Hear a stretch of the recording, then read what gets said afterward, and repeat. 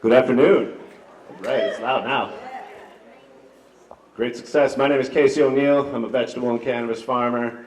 I serve as policy chair for the Mendocino Cannabis Alliance. We are excited to begin our membership drive and launch this association.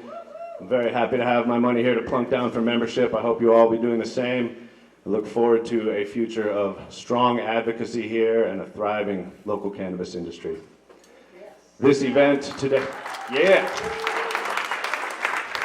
This event is co-sponsored today by the Economic Development Ad Hoc Committee for the Mendocino County Board of Supervisors, along with the Mendocino Cannabis Alliance. We're glad to see so many folks here. This is an important conversation, and it's good to see that our community is coming together to engage in this dialogue. We have 5 program areas today. First is going to be the regional marketing and branding. Second is cultivation expansion. Third is cannabis innovation zones. Fourth is hemp. And then fifth, we will have a Q&A, open discussion. During the Q&A, you can either come and ask your question at the mic, or we have index cards in the back and you can write questions down. The exits are here and back there. Bathrooms are out there and to the right. There's some snacks and drinks and such back there. This has been a long road. I'm very glad to be here. I look forward to the future that we're going to share together and figure it out. It takes a community to build these things, and it's a long process. Without further ado, it is my pleasure to introduce our moderators.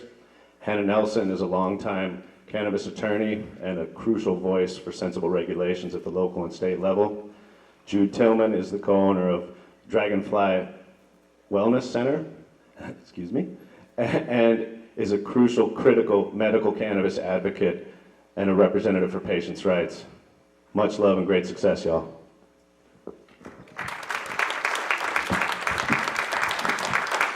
Thank you so much, Casey. It's wonderful to see all your smiling faces out here. This is very exciting for us, not just because we're launching MCA, but because this represents the culmination of years of working to organize our community and our industry together and try, and we're not there yet, obviously, but we're working on it, try to get further along in matching and meeting the challenges of the legalized and regulated marketplace. Today we're going to look at successfully creating a unique brand identity that distinguishes Mendocino County and actually our entire region. We want to think regionally as well tonight, as becoming a leader in sustainable, high-end craft cannabis production. That's a big chunk of words. That means a lot, every one of those words. A tall order by any measurement, and it's unlikely we're going to definitively address all of the complexities of that statement in this vision, but we're going to do a deep dive tonight. This is not a workshop on how do you get your permit filled. This is going to be a visionary discussion about how do we see ourselves down the road a little ways. We're going to go look at key emerging issues as we begin to define what Mendocino cannabis production, matched by effective regional marketing and branding, will look like in the near future. So the county has proposed the creation of a 5-year marketing and branding strategy. It's critical that every sector of our industry participate, and this is part of that participation, so that we can, in partnership, help define the nuts and bolts of that strategy. We're going to divide our discussion into 4 areas. You'll see them captured also, in case you forget what I'm saying. It's a lot of blah, blah, blah. On the side screens, the first section will be regional marketing and branding. The second section will be cultivation expansion. The third section will be cannabis innovation zones, and the fourth section will be hemp, at which point, as Casey said, we'll take a 10-15 minute break and come back and do Q&A and comments from the public. We're going to be timekeeping this so that we don't stay here all evening. Nobody wants to. We've got other things to do. And we've got 20 and 25 minutes for each of those 4 big sections. So it's challenging. And at this point, then, I'm going to turn it over to Hannah. Thanks, Jude. At this point, I really want to introduce our distinguished panelists. I'm going to start at one end. Supervisor Ted Williams is a 5th District Supervisor and serves on the Board of Supervisors Ad Hoc Committee for Cannabis Economic Development, which is co-sponsoring this event. Ted's an ordinary neighbor working to represent all citizens in the fight for good government. He has a background in software and hardware development and experience as a fire chief in Albion. He sees county policy as one big fire scene, screaming for iterative and incremental development. He appreciates frank conversation, especially when others improve his half-baked proposals. His vision for the future of Mendocino is summed up in freedom, property rights, prosperity. Next we have Supervisor Dan Jurdy. He is Mendocino County's 4th District Supervisor and also serves on the Economic Development Ad Hoc for Cannabis. And prior to joining the Board of Supervisors in January 2013, Dan served for 14 years as a member of the Fort Bragg City Council. And while on the City Council, he co-authored grant proposals that secured millions of dollars to repave streets, repair parks, and restore pride in the community. Part of Dan's work as 4th District Supervisor includes work on more than 15 boards and committees. Dan says he cares so much because his family has lived on the Mendocino coast for six generations.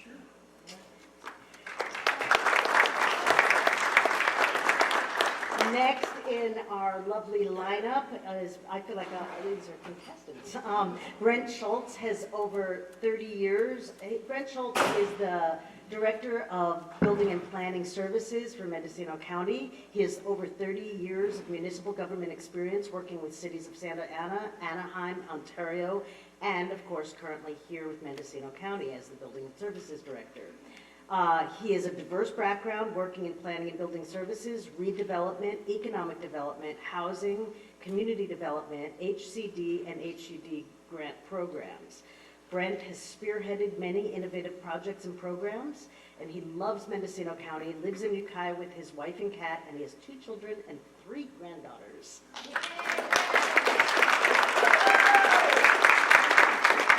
Next on the other side of me is Janine Coleman. She is a founder and executive director of the Origins Council and Mendocino, she's co-founder of Mendocino Appellations Project, a regional project of the Origins Council. Janine lives in Comshy and has been a cannabis cultivator for over 20 years. Her focus in the past 7 years has been cannabis patient and policy advocacy. Janine has a background in fine art, marketing, community organizing, and nonprofit education. She served on the board of directors for the 420 Archive, California Growers Association, Mendocino Cannabis Industry Association, Mendocino County Growers Alliance, and currently serves on the board of MCA.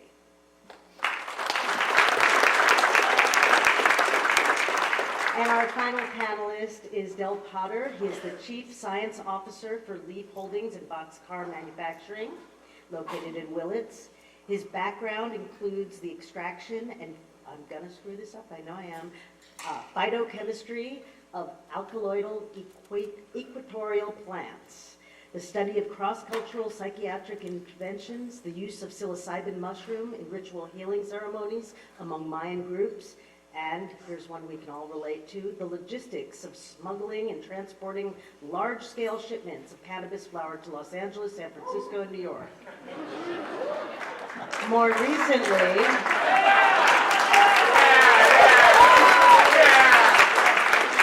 recently, Dell designed Boxcar's new industrial-scaled, technologically sophisticated cannabis manufacturing and research facility, which is among the first to achieve FDA registration.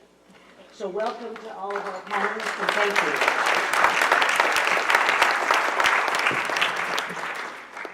you. Okay, let's dive right in. I'm going to start with a summary, overarching question for people to ponder as you're thinking about the 4 areas that we're going to talk about tonight. So, shall Mendocino County create a regional marketing and branding strategy that highlights our leadership in sustainable and regenerative farming practices? Can biodiversity and harmony with the ecology of our land be a part of our brand identity while we pursue an economic development model that includes both small heritage farms along with larger scale businesses in partnership together, developing a niche market for our unique higher value products? That's the That's the envelope, okay. That's a thesis statement, really. So we're going to start by talking about regional marketing and branding, which is really the heart and soul of what the Economic Development Committee is looking at. The cannabis marketplace in which we're finding ourselves in changes almost daily. Sophisticated new vape pens, one day a growing market, next day curbed by a health risk scandal. Amazing new growing techniques that require less and less water, but who can afford them? Last year, legalized hemp became a new source of biomass, but how will that affect quality? And a loosening of licensing and financial regulations invites ever larger investors into our communities to inevitably help shape future changes in our industry. Some California counties have jumped on the bandwagon, welcoming industrial-sized cultivation sites, trying to secure tax revenue through these companies' high-volume sales and market saturation. Some critics caution that if Mendocino follows suit, not only can we not possibly compete in that space, but we will miss a once-in-a-lifetime opportunity to invest in a longer-term and hugely rewarding strategy. Let's play what if. What if we were to measure success with an economic development model that includes community-based values, a newly defined tourism sector, job training, wage growth, affordable housing, regenerative agricultural practices, equitable access to resources, integrated environmental sensitivities, and other quality of life indicators? What if the standard economic growth model measured by a bottom line of profits, sales, and tax revenue, what if that was just one part of this larger comprehensive economic development model? What if we differentiate ourselves in all ways by supporting the creation of a new niche market for our high-end, sustainably produced cannabis flower, products, and services? Can the core of this new brand identity add value? Enough value that we will create a new niche consumer who's willing to pay premium prices for our local products. So let's look at how we might realize these what-ifs. Some stakeholders say that good business sense requires that we account for product trends.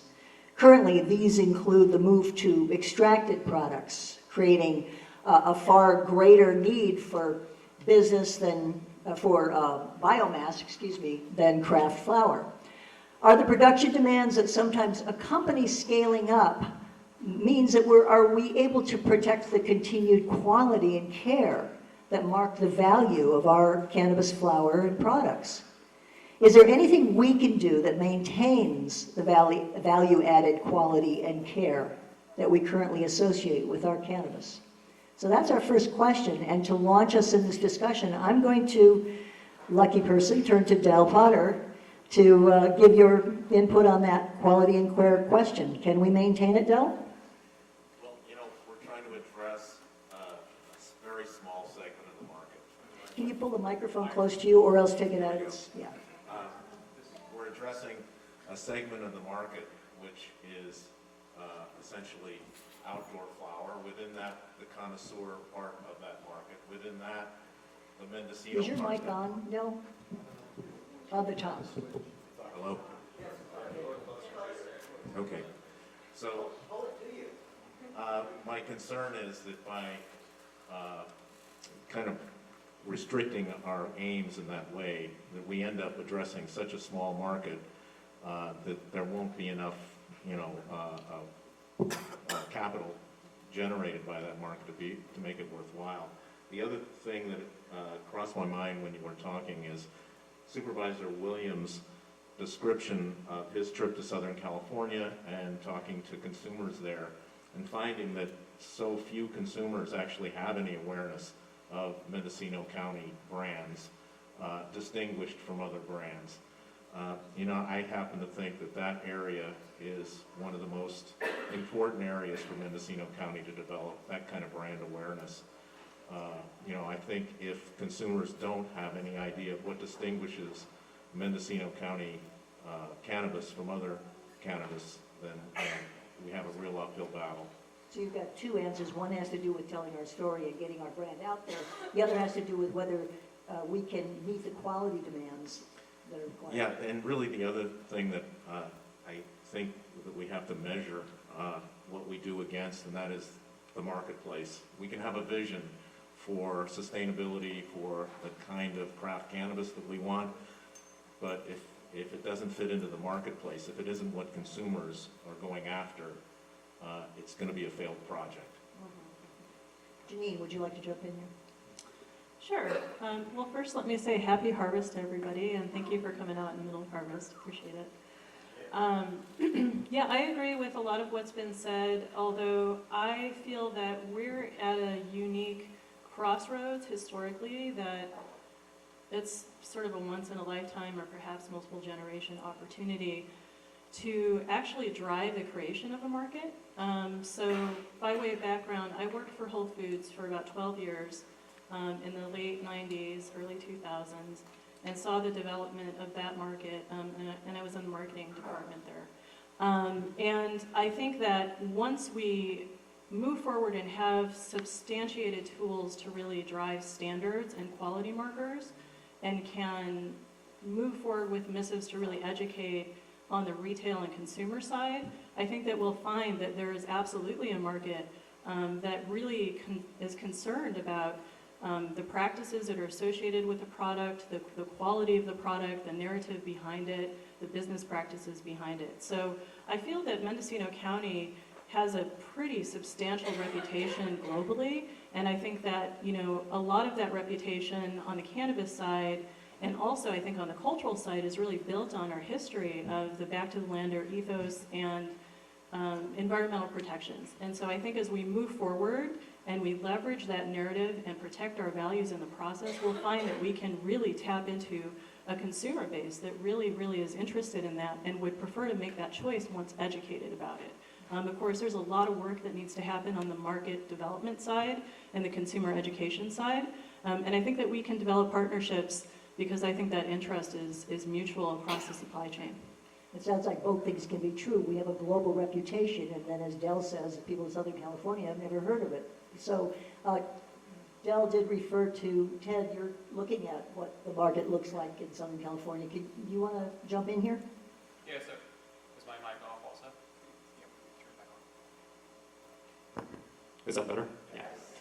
So I started the process of looking at our market outside of the area with an assumption that people associate quality craft cannabis with Mendocino. Because I've worked in Europe, and that's always been one of the first topics is, oh, you're from Mendocino. And the funniest was somebody in Iceland telling me that he had been traveling here since 1974 to buy seed, because it's where you get the best seed in the world. And so it surprised me when Southwest had a deal on tickets a couple weekends back, and so I went to Southern California and started in Burbank, went to Long Beach, Santa Monica, LA, Irvine, all over, and just went down the list on Google of dispensaries. And I was surprised to find, talking to people working in the shops and consumers, they don't know where Mendocino is. They don't know where Humboldt is. Do they consider it county of origin? No. Eyes roll. They're looking for strains and price. And this is not criticism, and my post on Facebook may have been taken as criticism. It's more highlighting both the industry and the county, because the county derives funds off cannabis and should be driving more, really depends on consumers being aware that there is a difference. Whether that difference is quality, or that we care more about the environment, or that it's a social justice element, we have small farms, it's not corporate weed, whatever that message is, it's not making it out to Southern California, which is the largest market in the state today. And so I've continued this experiment around the Bay Area. I'll tell you, even in Sonoma County, you go into a dispensary and on Friday, and the line is out the store, and they've been pretty patient with me asking customers, do you know where Mendocino is? Well, of course, in Santa Rosa, they all know where Mendocino is. Are you buying product from Mendocino because it's the best craft cannabis in the world? No.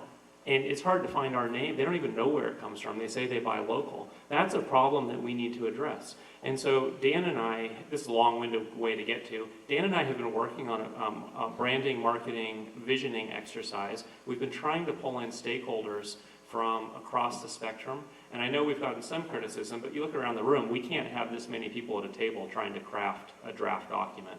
So we've done our best to attempt to pull in a fair sampling, and it's not to come up with that final document, it's just the brainstorming exercise of where do we want to take this, and what is the appropriate division of tasks between private industry, trade association, and county government.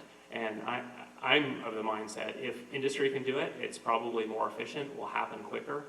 You know, you don't want government involved where it doesn't need to be. But there may be some role for us, whether it's with the appellations or maybe adopting ideally an internationally recognized rating system so that we can say the quality is not just because it's from here, it's because we rate the product before it leaves our county if our name is to be attached.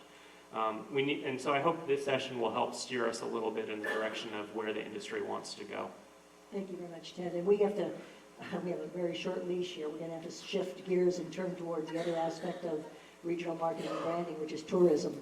Although I'd love to keep talking about that. It's obviously messaging, product. We got two things to kick around in our Q&A section when we get to it.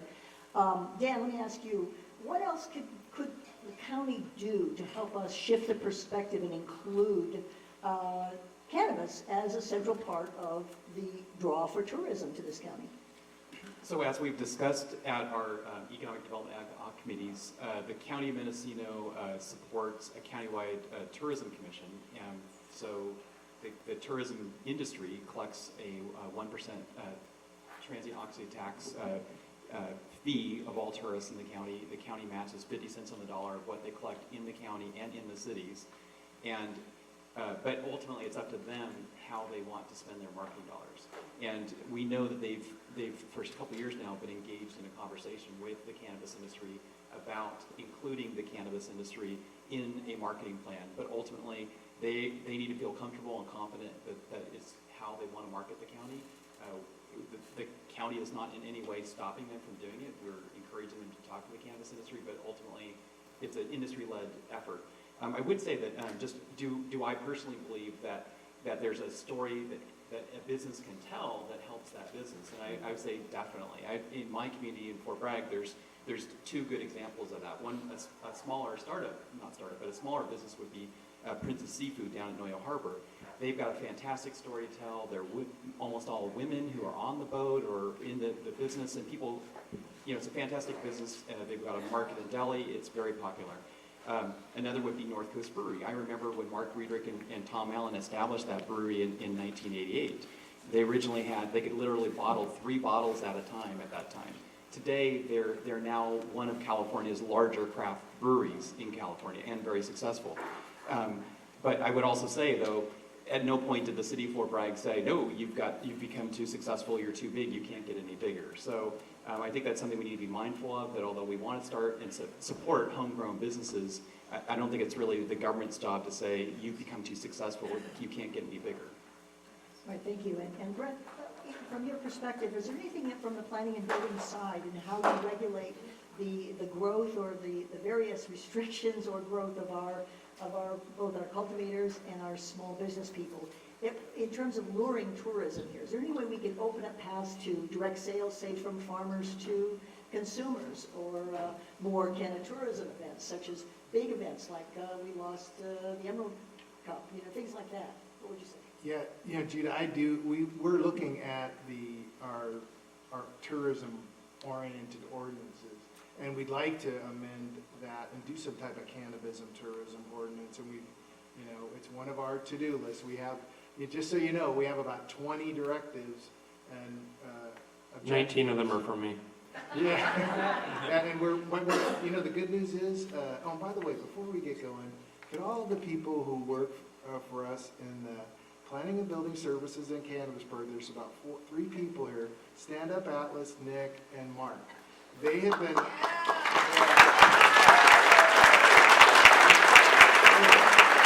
If I miss anybody else, please stand up, because they have been working their tail off. We got 127 applications. They got through 40 or 50 that they accepted their applications. Thank God they're complete. Everything's in there. We've got about 1,000, a little over, active applications, so that's good. 230 permits. We want to get them as permitted as quickly as possible. We want you to be out there doing cannabis tourism, hopefully with an ordinance that works for everybody. We want to hear your thoughts on that. Is there anything, let me ask, is there anything in the ordinance right now that prohibits farm tours, for example? Just curious. Mark, what do you say? Not to our knowledge. I would note, my daughter showed me on that Groupon, there's a deal right now, $3.49. The bus leaves the San Francisco ferry terminal, visits farms, and includes lunch in Ukiah before heading back. But we do, Jude, I do want to, I have noticed on a couple events where I've had to sign off on things, it was a little difficult to get the state approval and our approval. I want to smooth that out so there's an easier process. You come to our counter, you can set up for the event. I heard the cup is not here anymore, it's in Santa Rosa or something. That's for some years, yeah. For some years, it's, why isn't it here? We should have it here, and then have our product be better than everybody else. You hear that, Tim? Okay, this is great. These are good comments, and I appreciate them. I just want a quick story before I hand it off to Hannah for the next section. When I was in college, many, many decades ago, there were 6 beers. And subsequent to that, when the niche market was created in Napa Valley for very high-end premium wines, it wasn't because there was a big call for it. There wasn't a big market for that or for microbreweries. They created that market. They created that consumer demand. So that the people, that niche that was willing to go into the store but pay $80 for a bottle of wine instead of $10 from the supermarket, or that niche that was looking at microbreweries instead of Stroh's, Pabst, Coors, etc., that market didn't exist. The industry created it. So a lot of it is making sure that we've got a slick path to create the products that are high quality craft, and then the messaging, just what you're saying, Ted. We got to get our message out there. So that, I just wanted to add that 2 cents. Thanks. Anna. Okay, now we're on to the next section, and it's expansion of cultivation. And I want to come back to the question of how all of our new policies might promote or detract from the existing craft cannabis business industry, be sustainable, contain standards, and reflect values that are in line with not only our ethos, but our larger economic development goals. There you go. Last year, the Cultivation Ad Hoc Committee of the Board of Supervisors took up the issue of expansion. There were some people who were for it, there were some people who were against it, and it kind of dropped off the radar for a moment. And now, in the context of economic development, the issues come back, both in terms of expanding farms where cultivation is currently existing, as well as in innovation zones. And we'll talk about innovation zones in the next section. One of the things that happened recently at one of the economic development meetings was that there was a presentation by Richard Mendelson, and just as Jude was telling the story about how the high-end Napa wine industry kind of developed this high-end niche market, it really based itself in the concept of growing the grapes where they grow. Don't relocate them. Make sure that you tell the story of where it comes from, what the native soil brings to the flavor and whatnot. And some might say that the science doesn't support whether or not our cannabis is in fact better than somebody else's or not. But essentially, it gets back to the idea of, especially for cannabis that's grown in native soil, to grow it where it's being grown. Don't relocate it, don't move it, but allow it to flourish.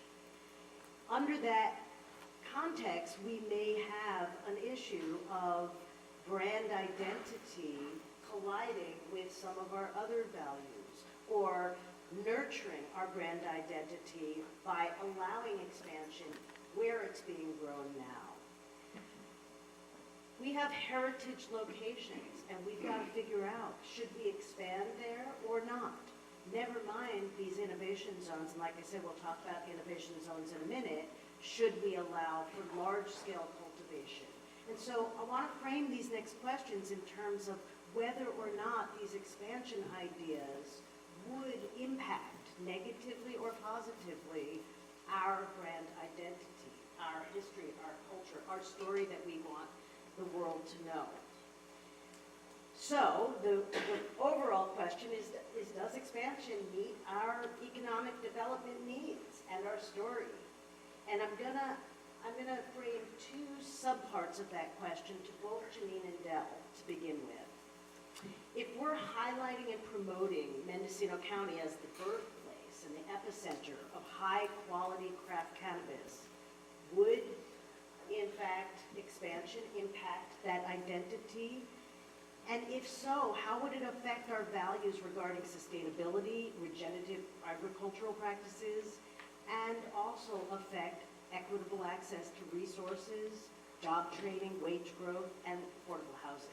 So that's a lot to unpack, but I want each of you, Janine, why don't you go first, and then Del? Sure.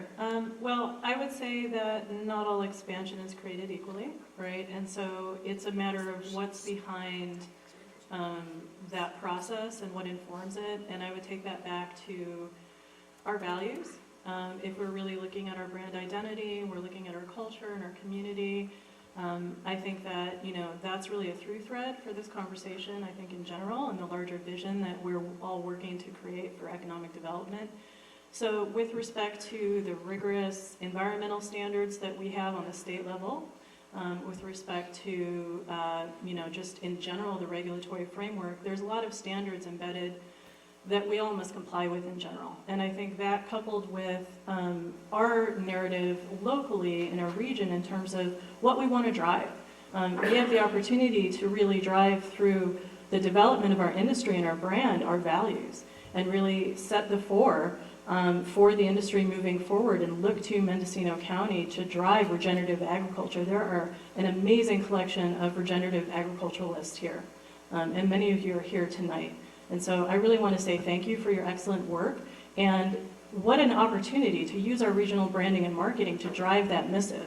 And so I think through standards and really informing what are our goals, what's the vision here, what are we working to create, to protect, but also to propagate, because we have this opportunity with the momentum of cannabis and the unfolding of policy nationally and internationally to really drive that message and that missive through our marketing and branding and our product as it reaches internationally as it will, probably within the next 5 years. So, Janine, do you think that expansion would impact that, and how?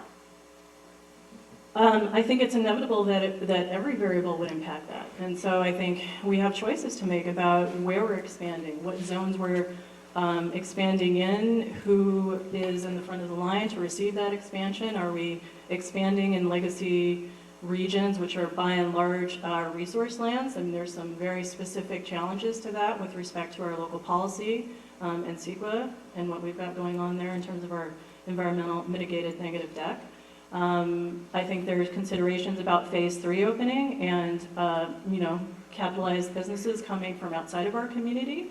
And it's not to say that, we need to put a wall up, but I think there's filters, right? We can put filters in place in terms of how we allow capital to come in, how we invite new opportunity in, and what we strengthen here locally. So I think those are a lot of the considerations that I would really be hoping to see embedded in the process throughout. Del, what about you? From my perspective, I don't think that sustainability or regenerative agriculture is incompatible with expansion. And I believe that small farmers are in an economic crunch. Legacy farmers are in an economic crunch.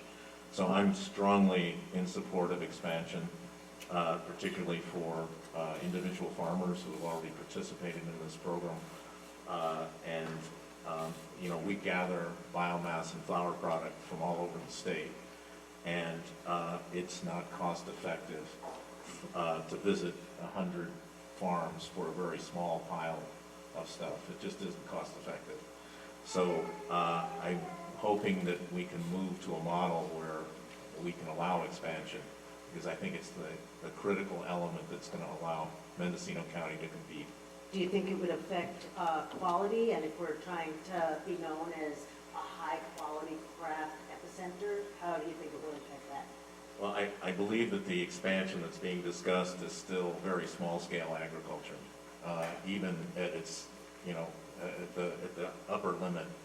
And I believe that those values of quality and craft can be preserved at, these sizes.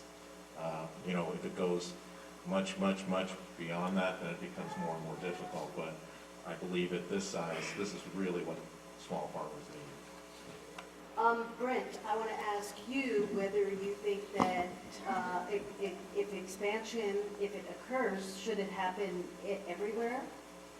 In other words, should it be allowed in all currently allowed commercial cultivation sites? Well, so you know, we've been getting a lot of questions about that. Can you expand right now under the mitigated neg deck? All the permittees and the ones who are going to permit, yes, you can.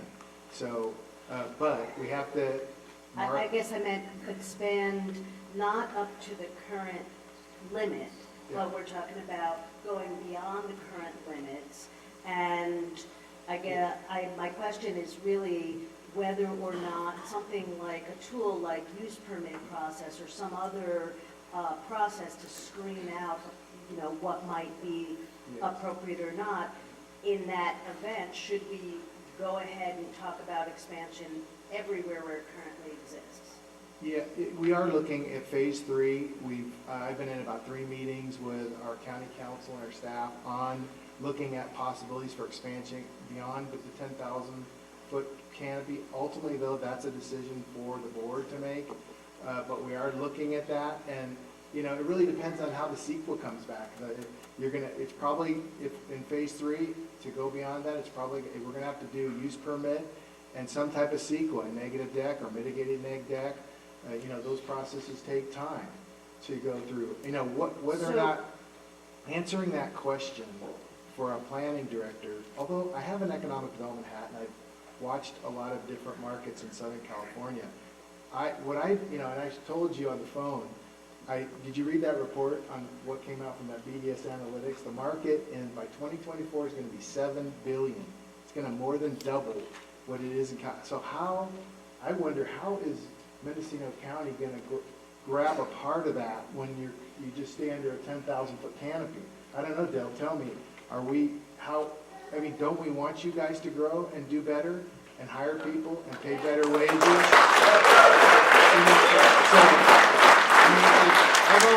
I've always felt from an economic development standpoint, if you're doing well, the county's doing well.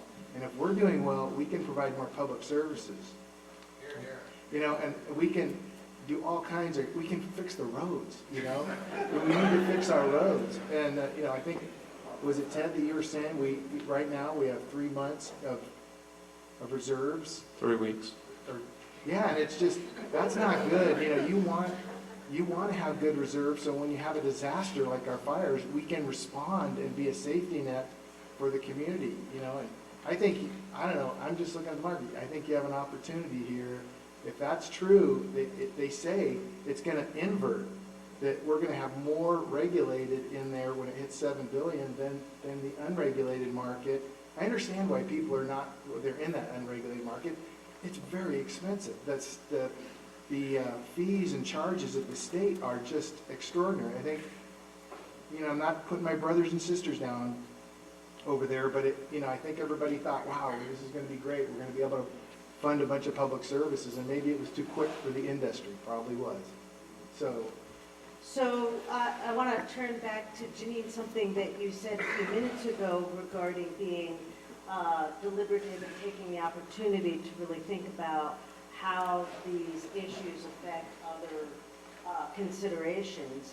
Are there any particular ideas or thoughts on how any expansion should proceed in terms of preferences for legacy cultivators or inclusion of current cultivators where they are versus moving them elsewhere? What are some of the ideas that you might have to address some of the concerns that you were talking about? Well, first and foremost, I would advocate, and I know I'm not alone in this, to reopen phase 1.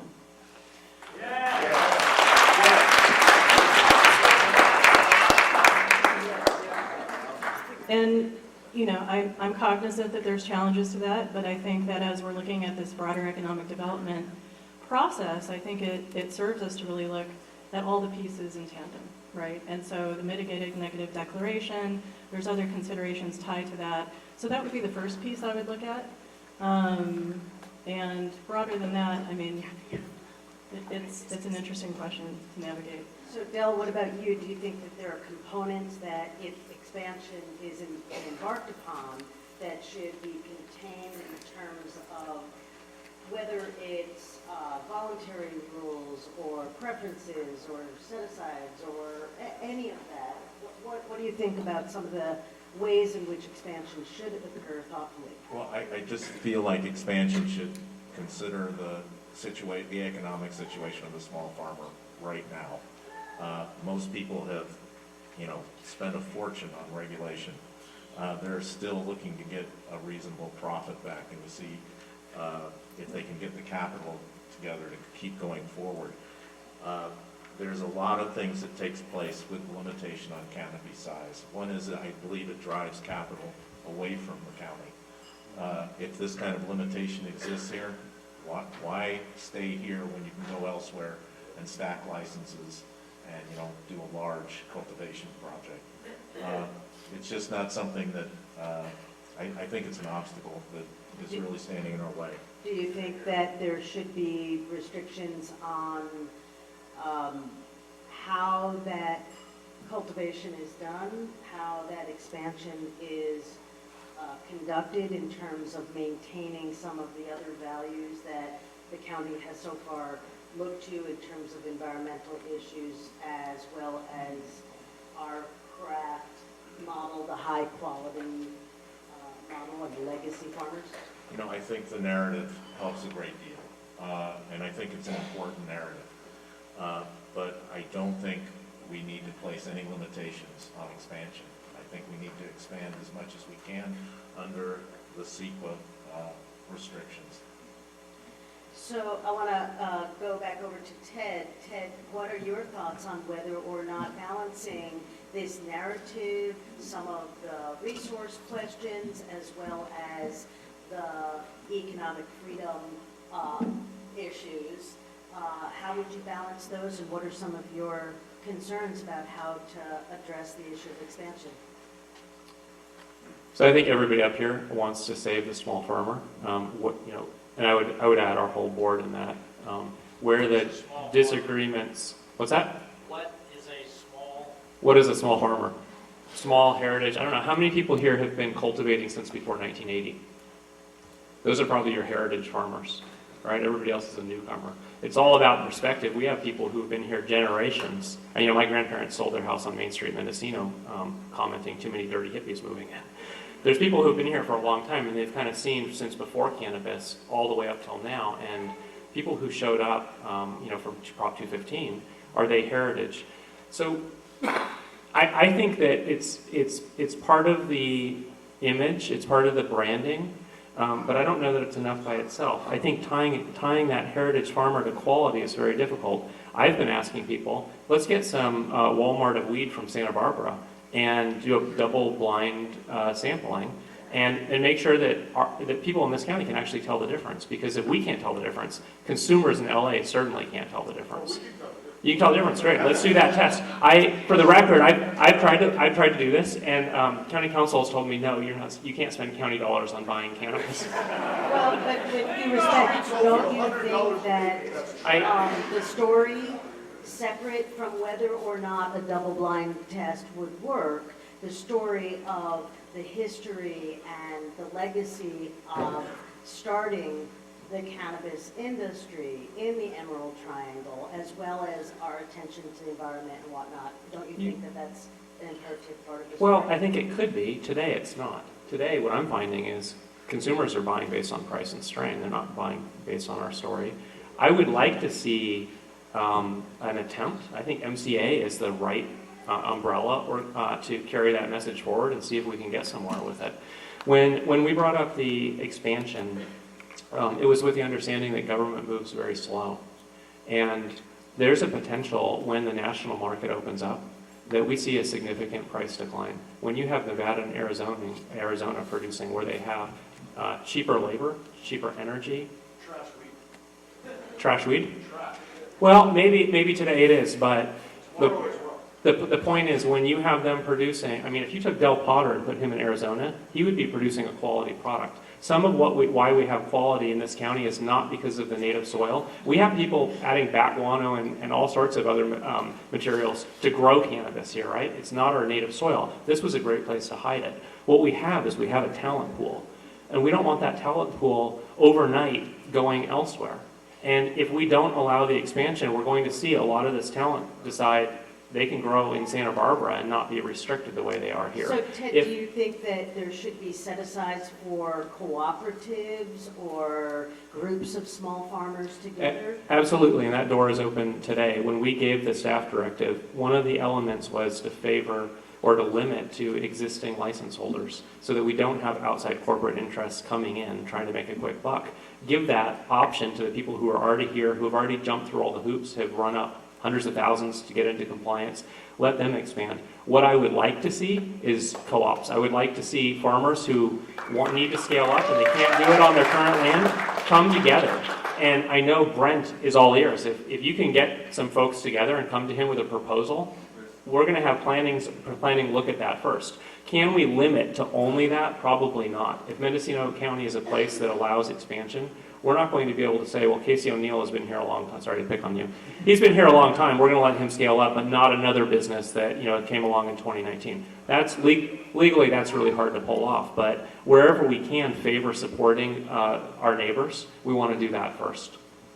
Okay, well, I think this is about the breaking point of going on to the next subject, so I'm turning it back over to June. Oh, yeah, Brent, please. I just want to add one thing to that. When the board gave the direction to Planning and Building Services to look at this expanding and maybe in the innovation zone idea, it also was not just existing permittees, those in the sunsets, help them potentially come to one of these sites. Also, addressing and being careful about where it is adjacent to residential. So, we have some neighborhoods that do not want it by them, so we need to be careful about that. Also, we have agricultural industry people who are concerned about interaction and how it affects grapes, and so we need to make sure we understand that. Sounds like a value add. Yeah. So this is a perfect segue because the next section, I think that you were just referring to the innovation zones. A little bit, okay. So that's a perfect segue because now we're going to talk about the innovation zones. So Brent, the first question for you is, what is an innovation zone? Does it have a specific meaning, or are we just referring to that so that we're not using a trigger word of a particular existing state or federal program?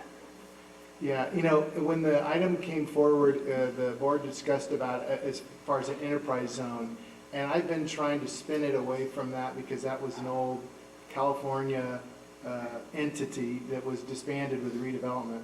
So, but we can call it that if we want. But I like innovation zone because I think what came out of the ad hoc and the meetings with industry groups and small cultivators was, how about an idea for something where we could submit for co-location of uses on a site. We can maybe have a cultivation, we could have processing, we could have distribution, we could have multiple people on that site. And I said, wow, we don't have anything like that now. That might take a CEQA analysis, but hey, it's a good idea. And the board discussed it, said go out and see if it's feasible.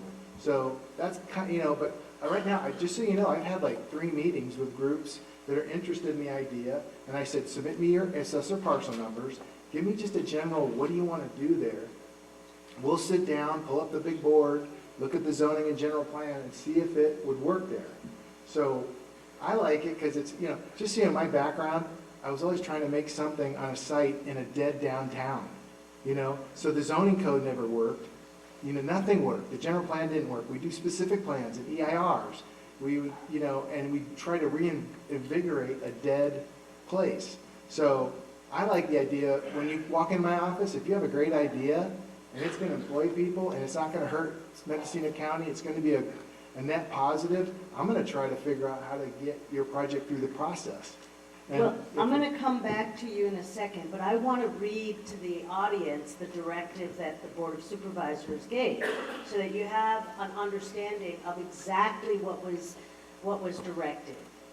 So county staff has been directed by the Board of Supervisors to research developing multi-use cannabis, they called it enterprise zones, of 1 to 10 acres that would allow co-location of cultivation, nursery, processing, manufacturing, and employee housing, including, 1, the potential for environmental review process funded by potential applicants that could include resolving environmental review issues for current less than 10,000 square foot cultivators. 2, minimizing impacts to residential neighbors.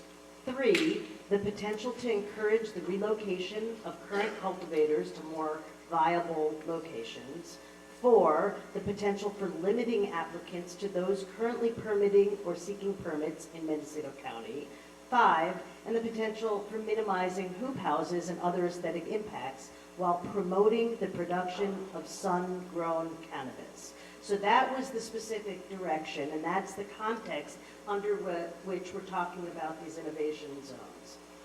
And I do want to have one more preliminary question for you, Brent, and then go back to the rest of the panel with these larger questions. And the preliminary, you referred just now to a process of somebody come to me and show me, give me your parcel. Is that the process at this point? Is that how people should be approaching it? Is approaching the county, or is the county in the process of developing guidelines and information that, based on criteria that the board directed, if it's feasible, to encompass? I would recommend you do it. You can come to my office, I'll set up a meeting, Julie and I'll meet with you. If you have a group, we can do that. We've also, Carmel, the CEO, let everybody know. What I want to do is go to all the districts and invite everybody who's in those areas to come to the meeting. I'm going to have a group of my staff there, and if you're interested in just scaling up to 10,000, you can go over to this area and talk there. If you're interested in this enterprise zone idea, stay right with me. If you're interested in, you're a sunset person and you want to move over. So like someplace workshops in each Yeah, district? like a workshop in each district, and so I can reach out to everybody. That was the best way I thought to reach you, is to come out to you, so. That sounds great. Just give us enough advanced warning. That'd be great. I'll work with you, Hannah, and we'll do that. Excellent. So, again, I kind of want to always relate things back to how these choices that we're making relate to the larger economic development goals and our values as a whole. And inherent in the direction that the board gave to staff is the need to enact sustainable economic development policies that encompass more than just short-term monetary value. They're talking about housing, they were talking about promoting sun-grown and possibly giving an advantage to existing permittees or applicants. Those are policy tools that really potentially benefit current legacy craft cultivators. And you know, and the issue of the EIR and seeing what can be done. And I know that Ted has something to say about that in terms of the restrictions of using one pot of money for another and whatnot. We'll get into that. But I want to first talk about, and Ted, actually I'm going to direct this to you, and you can certainly include the sequence issue as well. But one of the issues about relocating cultivators to more viable location, it really implicates this issue of, would we be losing, for those who grow in dirt where they're located, in existing native soil, could that negatively impact their brand, their craft cannabis, if they're relocated? And certainly there are some people who are definitely being relocated, being sunsetted out, and so that's applicable. But the other subtopic of that is, how do we figure out who's eligible, who's given preference, and how that's going to be due? Do you think that set-asides or priority status for small operators or cooperatives should be employed? Do you think that only those people who are being sunsetted out should be employed? How would you see it done, and how would that support the craft cannabis image, the story that we have to tell up here? Well, the folks being sunsetted out, I mean, they are a priority in my mind because we're putting them out of business. And they've put hundreds of thousands into infrastructure. It's hard to get up and move. And anything we can do, whether that's allowing co-location so that 10 being sunsetted can go in on a shared parcel to cut that land cost down, and maybe have shared processing facility, which I understand the industry because of the F1 occupancy. It's been difficult for a lot of people on residential parcels. But I don't see a finite limit, and I've heard all sorts of rumors about there's 10 spaces and we're going to sell out to people who don't even live here. I don't see a finite count of innovation zones. It's a matter of the public coming to planning and saying, hey, we have this idea, we have a group of people, and we have a parcel in mind, this is what we want to do. And yeah, we'll have to do some sequel work, and the applicant will need to pay for it. Hopefully that'll be divided many ways so that it's less of a burden. But the goal is really to support the people who are here. Now, if you need to, imagine X is the amount you need per pound to break even on your farm.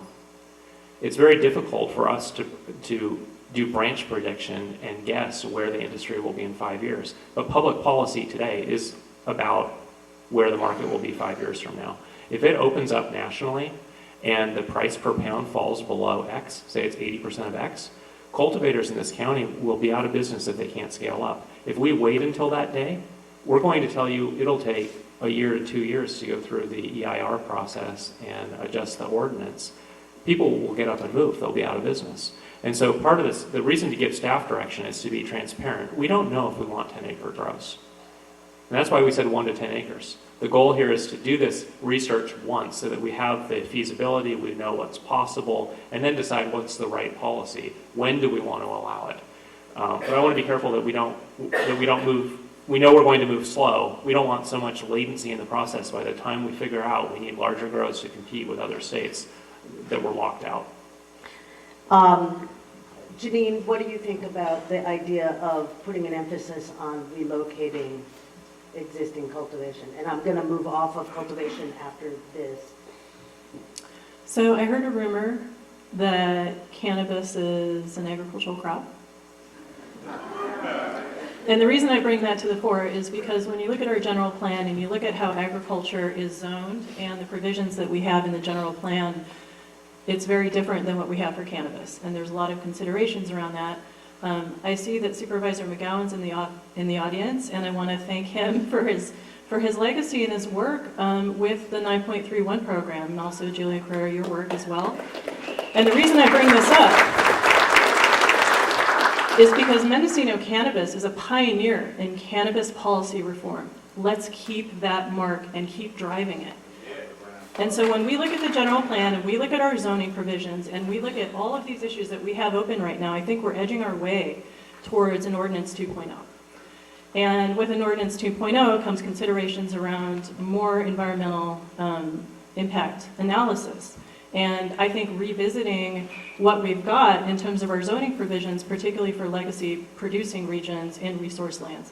And the reason I want to highlight this is because I think that policy throughout the state, it's piloted, right? We're all navigating essentially pilot programs. And when you look at what's been driving local land use, there has been some early research, let's say, that has had some inaccuracies. There's the Scott Bauer report with respect to citing that cannabis requires 6 gallons of water a day. Well, we know now that that's not accurate. However, a lot of that early research fed directly into the resource policies of the Water Board and Department of Fish and Wildlife.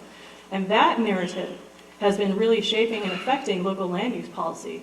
And I would really sort of encourage and perhaps even challenge our county to keep driving and pushing forward the policy reform that adequately represents the realities of our practices. And when you look at the environmental practices and the compliance that everyone has to navigate for outdoor cannabis, really the State Water Board and DFW policies are driving one of the most rigorous environmental reclamation programs that the state has ever seen.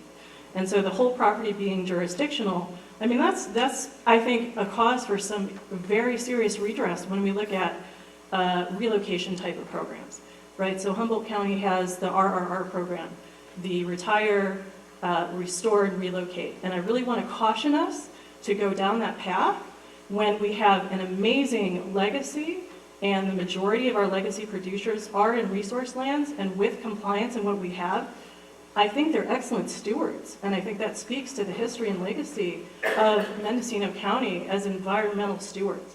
And so I really wanted to say that.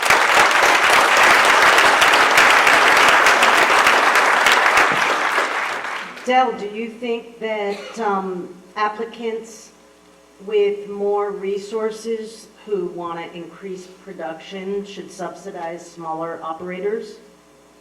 I think that's going to be a difficult proposition to manage. What I think, well, first of all, I'm really curious about how innovation zones are really going to benefit cannabis agriculture. Yeah, I get the part about the proximity, but I don't understand exactly how that's going to be the bridge that allows us to be sustainable and to participate in the market. What about the idea of having co-location and shared use facilities that would allow smaller farmers to come and use processing facilities or manufacturing facilities in one location? Processing makes sense. I think manufacturing needs to be located in industrial zoning. It is that kind of activity. And, you know, I think we should be cognizant of that fact. We should take a look at, you know, what it would take to allow for shared processing, distribution, that kind of thing. But I don't see exactly how we can co-locate manufacturing. And actually, I wanted to get back to Brent. I forgot to ask you the other preliminary question, or perhaps Dan, you can answer this since you're on the board and we're part of the direction. I noticed on the list of shared use or of possible uses, distribution was left out. Was that just an accident and an oversight, or was it intentional? I don't think that was intentional. Okay, cool. And then, Dan, I'll stick with you. And what do you think about how, and I certainly know that you've been an advocate of getting cultivation out of residential areas as well as other cannabis business uses. And how do you feel the priorities should go in terms of sunsetting people versus people who are just on land where they want to move somewhere else? What would you use as a vision to figure out who could be on these innovation zones and who would have priority or set-asides or whatever? Well, again, anybody who needs to relocate because they're in a sunset zone, or anybody who wants to relocate and they're already in the program, they already have first priority. All they need to do is go talk to the county. So I don't know if many of the people in this room fit that category, but if they are, if you're in here, please talk to the county planning department. How do they have priority? We're talking about in the innovation zones that aren't created yet. Well, the way we develop the innovation zone will be done in part through feedback. And so if people talk to the county, we know what it is they're looking for in the innovation zone, and we can help craft the ordinance in a way that accommodates their needs to the extent possible. As everybody's kind of alluding here, you know, government does not move fast. And so if, as Ted said, if you don't give direction in advance of the crisis, we will be responding too slowly during the crisis.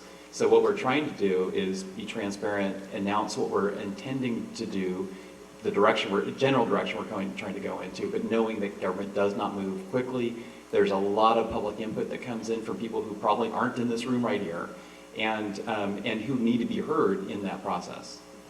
Absolutely.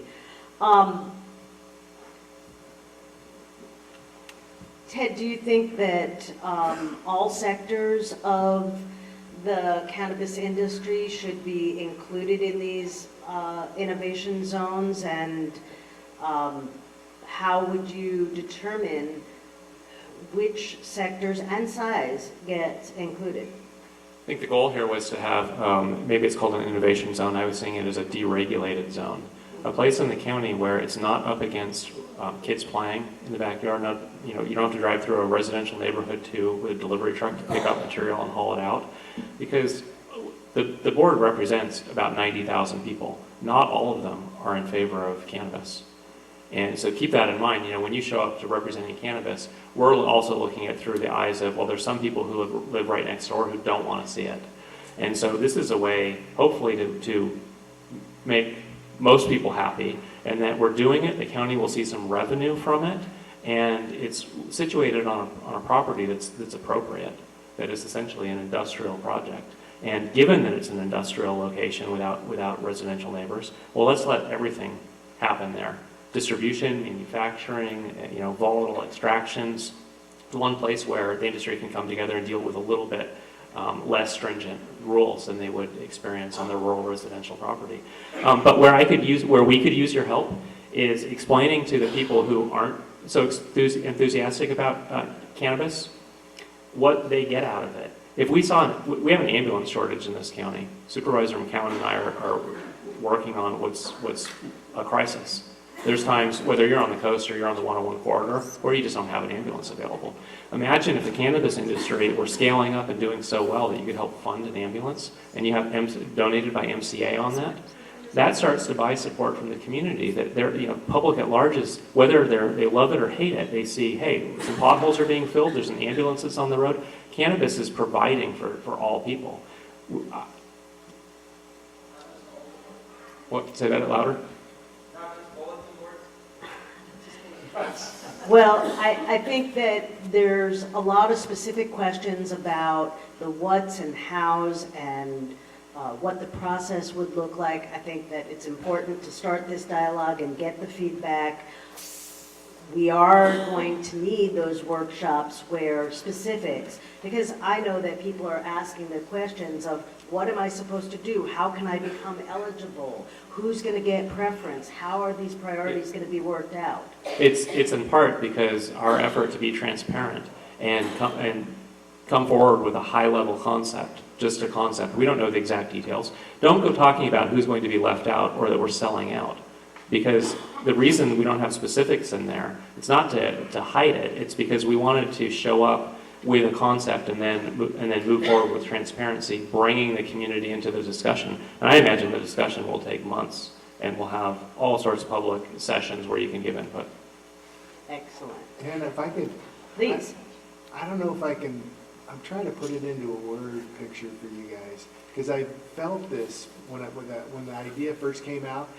I equated to like how we did the projects back in the old days of redevelopment. The city, or they would come up with a plan. It was a really conceptual plan. And then you'd reach out to the experts in the industry and go, what do you think? That's what I want to do at these public workshops, is go, maybe we have drawing paper, maybe we have, we'll have maps of all of that area. And you guys come in and go, yeah, that's a good idea, Brent, but we really need this. Or maybe you guys are the experts, we're not. Well, that sounds wonderful. I would say that if you're going to do workshops on that level, that it'll be important to separate out maybe the current permitting issues for a different set of workshops, which is also really needed, but keep the innovative conceptual and detail work on what these new policies might be to perhaps a different workshop. But I think that everybody here would welcome these kind of workshops and have your voice heard and have concrete proposals that you can bring to the table or bounce off of what the county so far has given direction. Well, I really appreciate all of this discussion, and I'm going to go ahead and turn it over to Jude now for the next section. Thanks. So many ideas get brought up and so little time to develop any of them. It's a little frustrating, but I think this has really been stimulating so far in terms of where people's perspectives are coming from. I know I get provoked almost anytime anybody says anything. Adele says, manufacturing can't co-locate. I've got all these little friends who are, backyard manufacturers. It's sort of like, wait a second. So there's a built-in frustration to this format, but I'm really glad that we are touching on these broad topics, and people have the opportunity in the last hour, of course, to raise issues and raise questions that we haven't addressed, and maybe draw out some of these points that speakers have made. We're going to now move on to a really boring subject that hardly anybody has an opinion about: hemp. So The implications of legal hemp are mostly often boiled down to, when you look through the literature and you Google it on the internet, they're boiled down to the legal meaning of it and the marketplace meaning of it. So those tend to be where the vast amount of discussion is taking place. Wow, 0.3%, wow, we could do this, we could go to Oklahoma with it or whatever. That's kind of where a lot of the discussion is taking place. I want to also throw in a third meaning that I think is of growing significance, and that has to do with hemp as a source of medicine. And to remember that cannabis for 5,000 years has been medicine. And that's a market that's growing too. So legally, let's just summarize each of them very succinctly to make sure everybody on the page has the same facts at hand. On December 20th, 2018, the U.S. Hemp Farming Act became law, removing all hemp with less than 3% THC, 0.3% THC from Schedule I status, moving it into the realm of an ordinary agricultural crop. In California, the commercial production of industrial hemp became legal on January 1st, 2017, always ahead of the rest of the world. However, no hemp-based commodities are allowed into the regulated commercial cannabis market. Mendocino County has had a moratorium on hemp production since February 26, 2019, and it's due to expire in February 2020. The Board of Supervisors recently instructed county staff to provide ordinance language pertaining to hemp cultivation to assist in considering lifting that moratorium. So that's the legal scene right now in rough, broad brushstrokes. Marketplace. The key attraction in the marketplace, of course, is that hemp products can be transported and sold across state lines into states that have few, if any, restrictions, as long as the products are below the legal federal amount of THC, 0.3%. This, some argue, could literally save our local small farmers who have not had the resources to become part of the commercial cannabis marketplace in California. That's big. We've been talking for years about how can we save our small farms, our way of life in this beautiful triangle. And then just a word about medical and we'll start the discussion. The medical demand for effective cannabis medicines is growing rapidly. The centerpiece of our understanding of medicinal cannabis lies in a very different approach to healing. It's an approach that much of our industry has yet to fully understand or embrace. And that approach, very simply stated, is that healing with herbs, and cannabis is an herb, healing occurs from the dynamic living interaction of a robust, full complement of chemical compounds in the plant, cannabis or hemp. Research-based sources like O'Shaughnessy's and Project CBD report that the overall cannabinoid content in hemp is very low when compared to medicinal cannabis. Even in the strains that offer more CBD than THC, it's not a bountiful amount when compared to CBD-rich cannabis. And what about the smaller amounts in hemp of all the other cannabinoids that are needed in the plant for that healing effect that I was just talking about? And I'll end with a quote from our friend Martin Lee. Quote, "It's not just about CBD. CBD, yeah, you can think of it as kind of a medical rock star.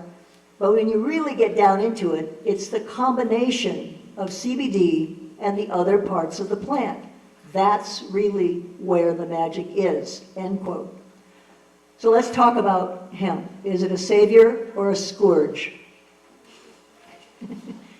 Not to polarize it too much, but in light of the many hurdles and costs currently keeping cannabis cultivators out of the regulated cannabis marketplace, the prospect of growing hemp is becoming more attractive.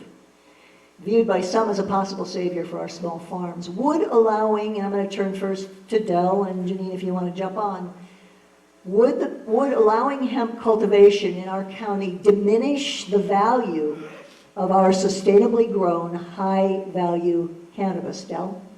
I don't believe it would, as long as it was zoned properly so that it was away from cannabis growing areas. I believe also that they're botanically the same, that there is no difference between cannabis hemp and hemp. Cannabis CBD is essentially CBD. And, one of the things that should inform this is that AB 228, which has moved through the California State Legislature allows cannabis manufacturing facilities to process hemp as well. So there is an emerging market for hemp. I think it's certainly not going to be something, you know, that's going to save small farmers. I actually think that because of the restrictions on THC, that ultimately, you know, that'll be one of the more lucrative markets. Because of the scale of industrial cultivation of hemp, I see the price dropping pretty low. So that's the reason you think it won't save our smallest farmers, because the price will go down too? Yeah. I see. Janine, you want to jump in here? Sure, there's a couple things I think to consider. One is our topography. There's just fundamental limits to the scale of what we can cultivate. And I think, you know, that's one consideration. And I really have to say it's frustrating to me that hemp has been redefined to mean cannabis, essentially, that's 0.3% or less in THC. You know, there's a lot of issues, I think, with, again, you know, this iterative pilot stage of policy development. Hemp has had a definition based on what it was cultivated for thousands of years, for fiber, for seed, and oil. And so now we've got this conflation of essentially cannabis and then high CBD cannabis defined as hemp.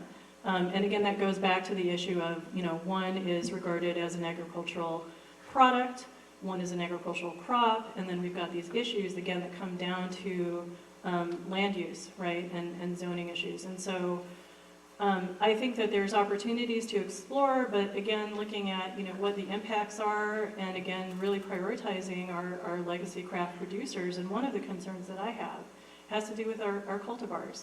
I've heard folks refer to the Emerald Triangle as the Amazon of medical cannabis, and we don't even know what we have and the value and the lives that can be saved with undiscovered constituents that our legacy producers have been stewarding and developing over generations. And so, you know, I of course, you know, have the most compassion possible for what everyone is navigating with respect to the difficulty of regulation and the temptation to flip to hemp because it's outside of that. But my concern is it's an annual. We're cultivating an annual, and what is the loss in our biodiversity that happens as a result of that? And is that really forward thinking and looking at the long-term vision of Mendocino County and the legacy that we're stewarding and carrying forward? So that's one of my biggest concerns around hemp. Mm-hmm. Thank you. I want to turn to the ad hoc committee.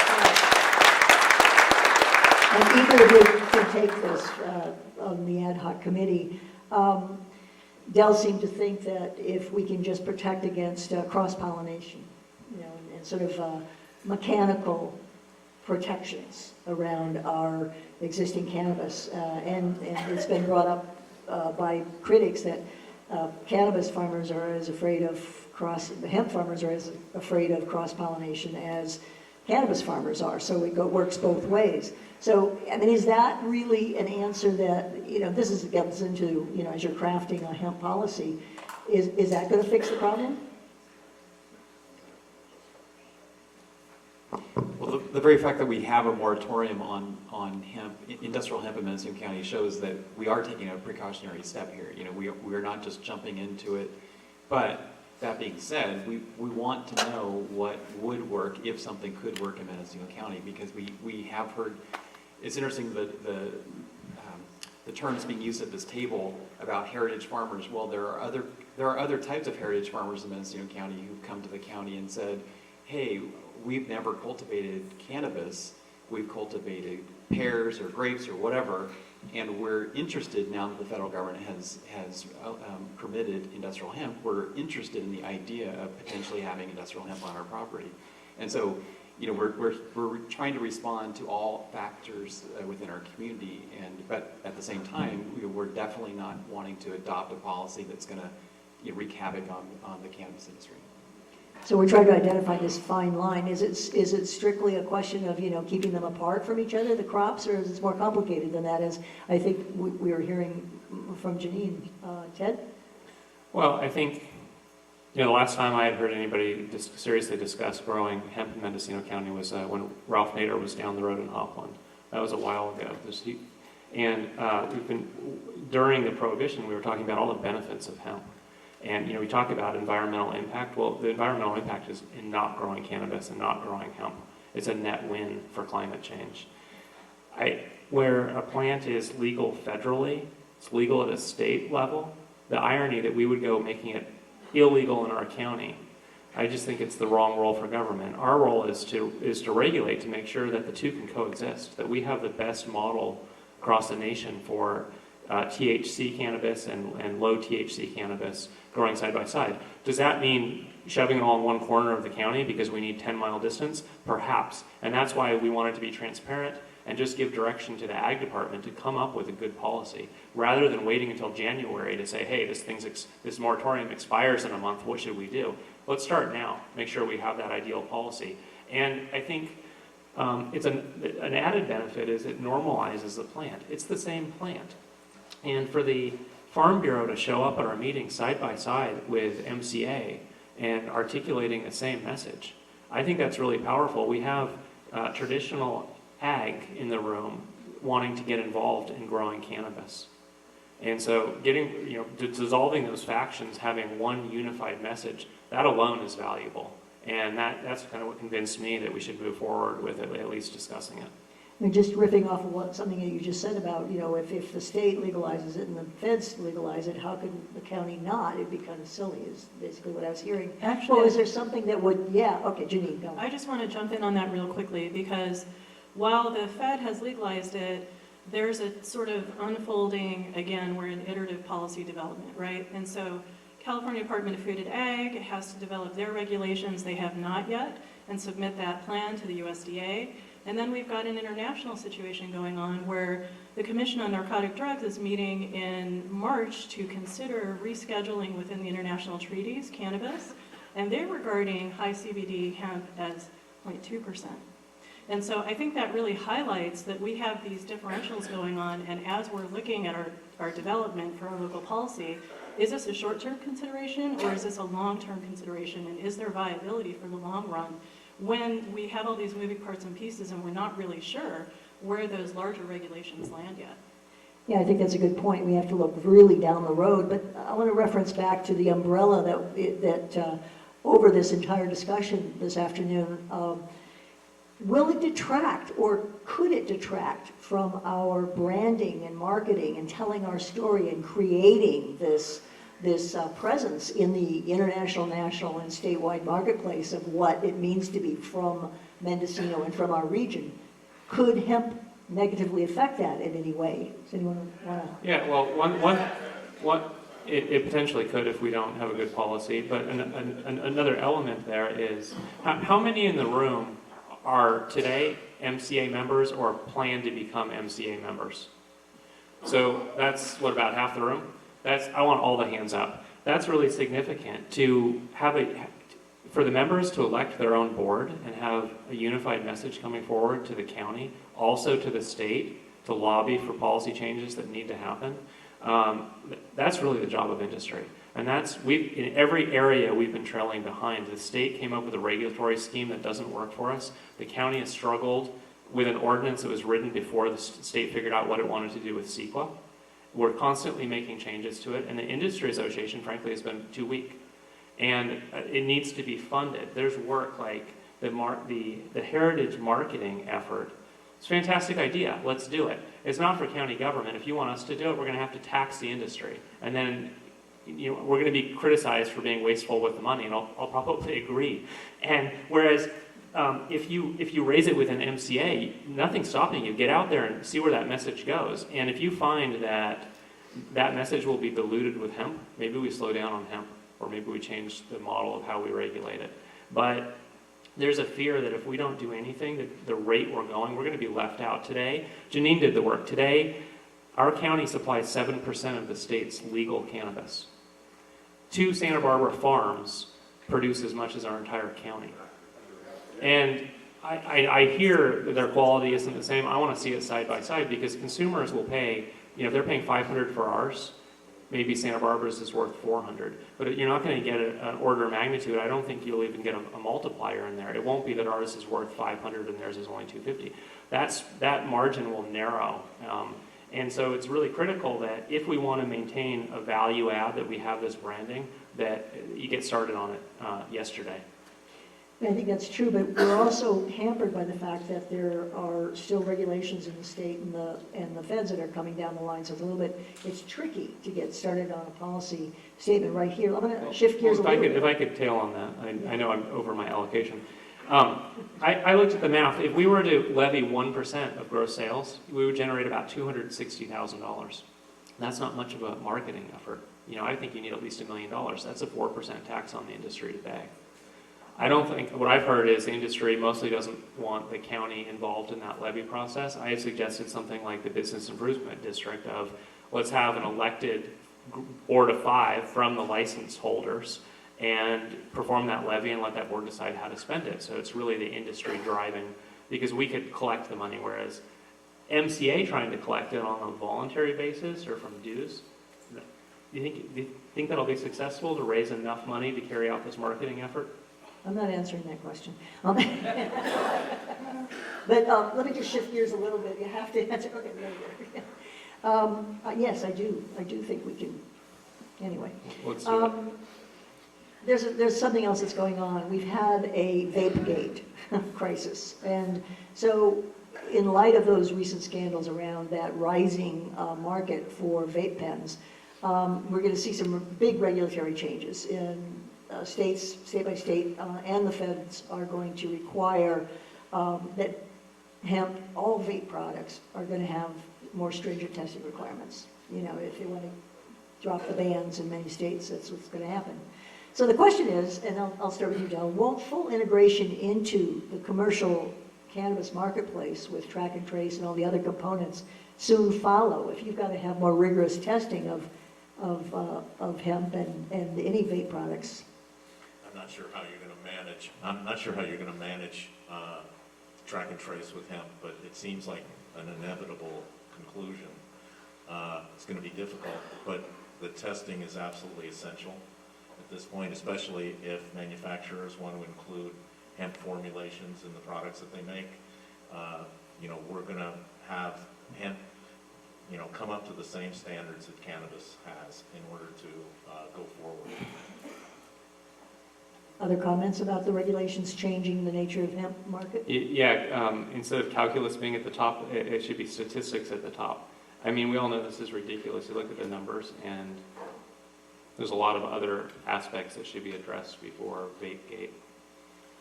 But this is the world we live in, right? And so it probably will affect this county. Maybe we have some numbers here. What I understand is there's been more successful outcomes from testing at a product produced in this county than anywhere else. Well, in terms of standards and practices. And Yes. it's true, this county has the reputation for having the cleanest cannabis everywhere else.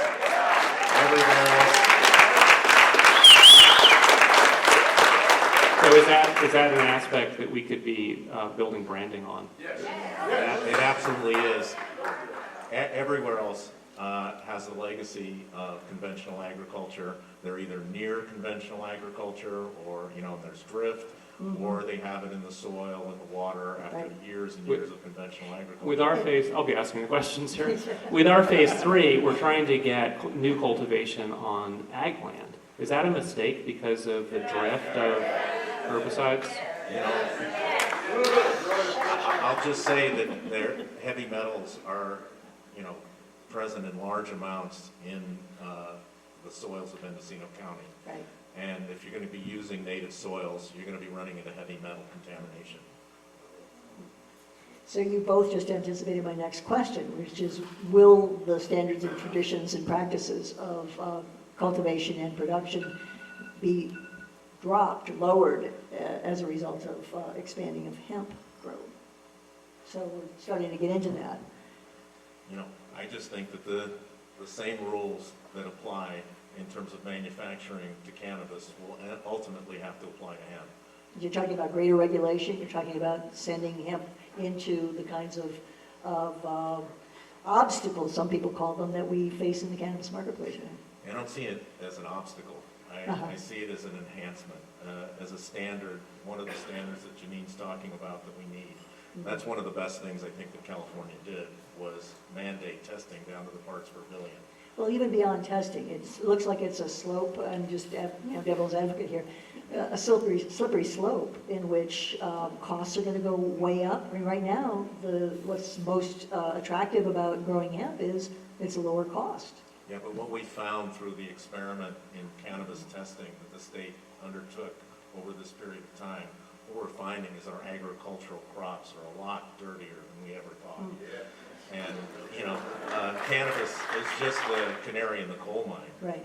It's in every agriculture. We're going to have an interesting public discussion in a few minutes. Last question, we've got just under 2 minutes. Dan, would hemp qualify as an income-producing crop covered by the Williamson Act? I mean, Or Ted? I think it's biased, yes, and it's probably because it's under the federal regulations, it's allowed as an agricultural crop.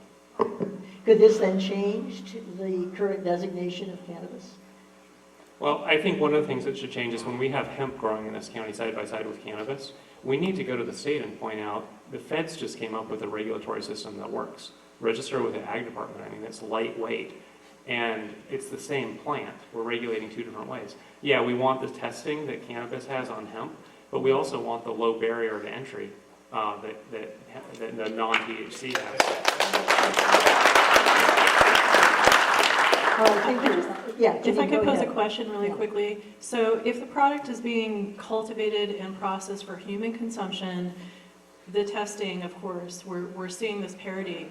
But should there not be parity with production standards and land use requirements and environmental considerations? I mean, I think that's an outstanding question with respect to that. If you merge the two together, you would have a policy that makes sense. Yeah. But the reality is, I see we have Mike McGuire's rep in the audience. I was at an event last week with Senator McGuire, and I raised the cannabis regulation as a real pain point in our county. I've heard we may have 9,000 cultivation sites, and they're significant size, and about 240 of them are in the legal market now, and we have another couple hundred that may come in. If you just look at the numbers, that's a failure. We have not brought the legacy cultivators into the system, and the argument that we want to make is, instead of an abrupt change with this steep barrier that may cost $100,000, $200,000 to get in, we want to bring everybody in and say, congratulations, you're now part of the program. Yeah, you have some code violations. You've been using water without a permit. We're going to give you 5 years, 7 years to come into compliance slowly as you have a revenue source. And it takes an effort, I think, with MCA, with the county, working with the state to come up with those policy changes. The end of this discussion can't be, well, the state won't allow us. We need to show the state this just isn't working. And the state's benefit here is this county is I think it's in bad financial shape. You look at numbers, whether it's infant mortality or literacy numbers or 45% of the population on Medicaid. We're in a difficult place right now, and if you go killing off those farms and trying to clean up and only have people who are in the licensed market, we're going to be hit economically, and we're going to expect the state to cover a lot of services. And I think if we make the right compelling argument and show we have an idea for a regulatory system that would slowly let everybody come into compliance, maybe we'll get somewhere. Thank you very much, Ted. I'm going to turn the mic over to Casey. Hello there. Thank you very much to our panelists and our moderators. We're going to take a 15-minute break. We're going to come back for Q&A, so keep it at 15. Otherwise, we get less time for Q&A. Great success. Bring your written questions and come back and be prepared to stand up and walk.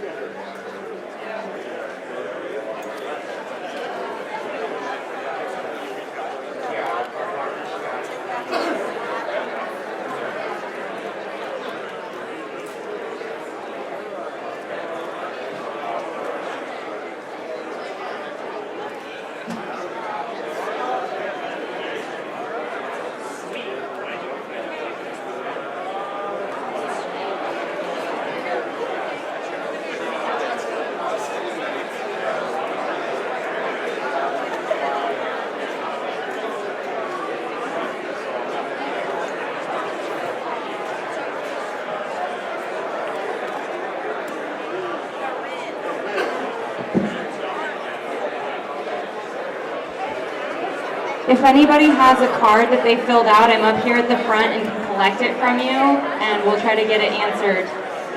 And I also have blank index cards and pencils.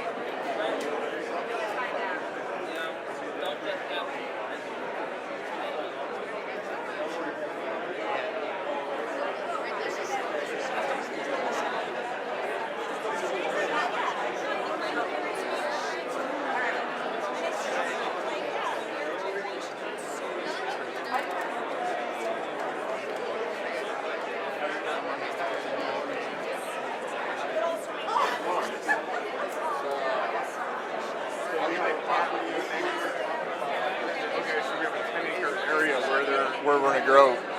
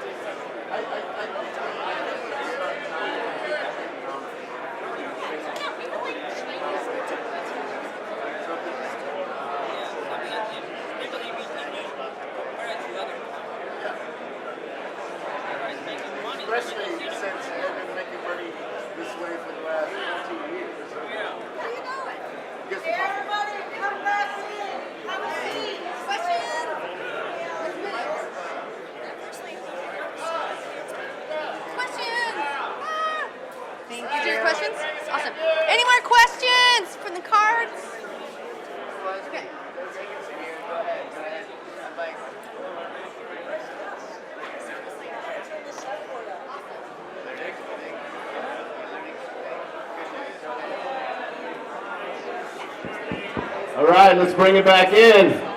Cannabis people are always the people that were talking in the back of the classroom, but I need everybody to come sit back down so we can start the Q&A. So if you're going to continue to converse, please step outside. Otherwise, come sit back down. I'm going to start picking on people. Orange hat, Mr. in orange hat, please stop your conversation. Either take it outside or bring it back in and sit down. We need to get it back together right now because we have a lot of questions and very limited time to ask them. So all the cannabis people who like to talk in the back of the room, either step outside or come sit back down. All right, let's bring it back in. I'm going to keep yelling until people come and sit down. You're going to get tired of listening to me. Corinne, come sit down, please. I'm going to start picking on people. All right, it's quieting down. I like this. Good work. Tim and Nikki, sit down. All right, no more conversations. If you're going to continue to converse, go outside. We're going to do this thing. I want to be very, very clear and upfront. The Mendocino Cannabis Alliance does not at this time have a position on any of the items that have been discussed today. As we are taking on membership, we will be continuing to formulate our policy call. We're going to move from having a regular policy call to having a standing policy committee with voting members. And at that point, we will be beginning to take policy statements and positions on these types of issues. Until that time, we do not have a position. We're here to listen. So we've got a lot of cards. We've got a fair number of speakers up front. And so what we're going to do is alternate one question with one card question. And we're going to read them out and have the answers delivered. Please be concise. There's going to be a lot of people that want to talk. Go ahead, sir. Thank you. My name is Mark Green. Thank you guys for being up here. Hello, sorry. I'll talk a little closer. Mark Green, we own a company here in Mendocino, fourth generation farmers, or Mendocino family. We actually came here originally for timber industry and cattle back in the day. Unfortunately, those industries are mostly gone for the family that we had. Now we have turned, we've been growing cannabis for now almost 12 years here in the county. We brand Mendocino heavy, and we feel that's incredibly important to what we all need to do to create our brand.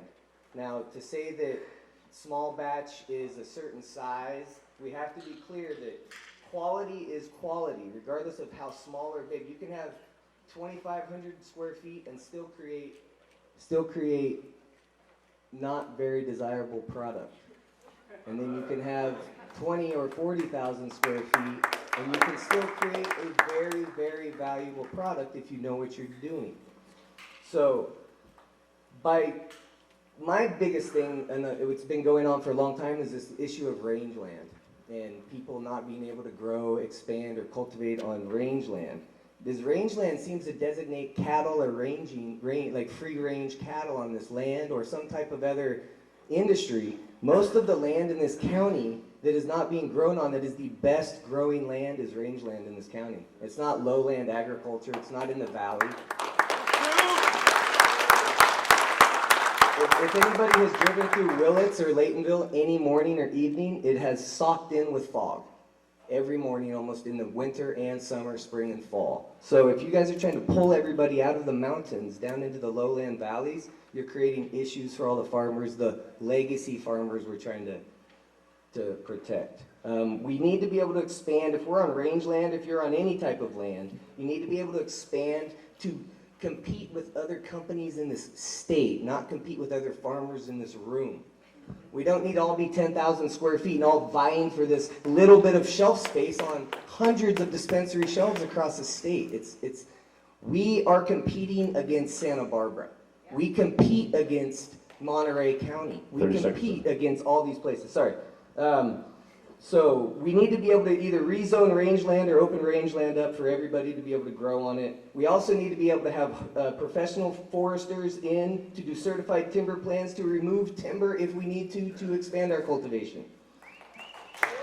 As Dell was saying, manufacturing needs to be an industry. I agree with you, except that's type 7. You don't need a type 6 and any type of solventless. It should be able to be done on anybody's property in the whole county. It's a natural byproduct. Real quick, hemp. There's a woman in Lake County who spent over $200,000 on licensing. Her neighbor spent $1,500 on a hemp license. He seeded her entire crop. In Applegate Valley, Oregon, every single THC farmer in Applegate Valley last year got seeded because of hemp. You can't cover hemp and not expect it. You know how they measure how much Spain grows every year? It's by how much pollen is in Morocco. That's across the Mediterranean Sea. So let's be real with what we're talking about. That's it. I'm good. Thank you. Thank you. Okay, we're going to go one from the cards and then back to the mic. Okay, we have a card here. Our county needs to poll the entire county to see how many people actually want expansion. If we are 60% or more not in favor, then we need to stop thinking about moving forward with that. Mike. I'll actually comment on that. We have to let all the farmers here expand. The thought of keeping everybody in this room to 10,000 square feet to compete with the rest of the state is, I can't understand the business model that falls under, and I can't, for everything that the United States even stands for, you cannot hold us to that. We need the ability to expand. And in that, everybody in here who has a license needs the ability to expand. Not to move, not to take them off of their existing parcel and stick them somewhere else. Don't pull us out of the hills so we have to go in fog. Don't give us all the ability. Give each and every person who's trying to walk through this thing. I was in the 9.31. I've been through so many of these things, walking all the way to where we are now, branding, promoting Mendocino County, doing all we can. Please give every individual in this room the ability. Open up the restrictions, the zoning restrictions, the paperwork, the amount of stuff we have to go through to be successful in this industry. Not only on the cultivation side, but how you have to brand your business to get the awareness, like you guys say. You go down to Southern California, they don't care if we go in Mendocino. We have to change that. But to drive that forward, you need to give everybody the ability to expand. Give them the ability to make a profit off of their current land. Don't hold them to all these crazy zoning restrictions. We own this property. It's our property. Let us do something with it to make money. I have a question for you to help us. Some of the pushback will be from neighbors who say, yeah, there's been cultivation for decades here, but it was 25 plants and now it's 100 and it looks like it's becoming 10,000. As it scales up, it's creating an impact on neighboring parcels because of lack of setbacks and odor. How do we devise a policy that lets all the cultivators scale up in a compatible way with the rest of the neighborhood? Well, I mean, I understand that there's going to be some zoning restrictions due to acreage. Yeah. Like, I think that's a logical understanding where if you're on a 5-acre parcel and your neighbor right next to you doesn't like it. It sounds like both neighbors want freedom. You want to be able to expand up till the point you're not interfering with your neighbor. Correct. And they want the peace and enjoyment of not smelling cannabis. But if you do have the ability, if you do have enough land to potentially, like I have 193 acres, I get to go 10,000 square feet. Yeah. Like, there's no logical sense to any of that. And then if you're going to tell me I have to move off my 192 acres to a 20-acre parcel where all of, like, it just doesn't make sense. Like, I can clear cut my land for timber. I can clear cut it to graze cattle on it. I can't do squat to do cannabis. It's very illogical. And not only that, it makes it extremely difficult for us to go forward and turn a profit to pay you, the county, more money to do all the things you guys want. Everybody in this room will support more ambulances, more stuff like that. Just give us the ability to make money so we can. And maybe it'll help with the queue here. How many in the room How many in the room are against allowing current cultivators to expand? So I see a couple hands in the back. So maybe we can just skip through that type of comment. We got and one hand. We hear the message. Can you tell us what the argument is for not extending the right to farm legislation to cannabis? Well, I can offer a little bit of thoughts on it. It was, at the state level initially, there was significant concern that cannabis was going to create trouble around right to farm and that farmers would end up with less rights because cannabis was included in it. So in the initial, 2014, 15, 16, Farm Bureau especially pushed back very, very hard against cannabis being included in right to farm. It was kind of a non-starter from their perspective. Well, and there was a local component where cannabis was specifically added in as a non-qualifying cash crop for purposes of the Williamson Act, and that was done at the local level. And so just a quick point of order, as Supervisor Williams just noted, the support for expansion is duly noted. So if you would like to speak about expansion, say I support expansion in the previous comments, try to keep it brief because we got a lot to get through. Next one is from the cards, and then we'll go back to the mic. And I just want to make one other comment. What we've done is we haven't put these in order. They're just the order that they came in. We're going to try and get to everybody. We're not filtering them. If we don't get to you, we're sorry. We're just trying to cover everything. This question says, did anyone in the county government recruit Flocana and greenlight them? And if so, who?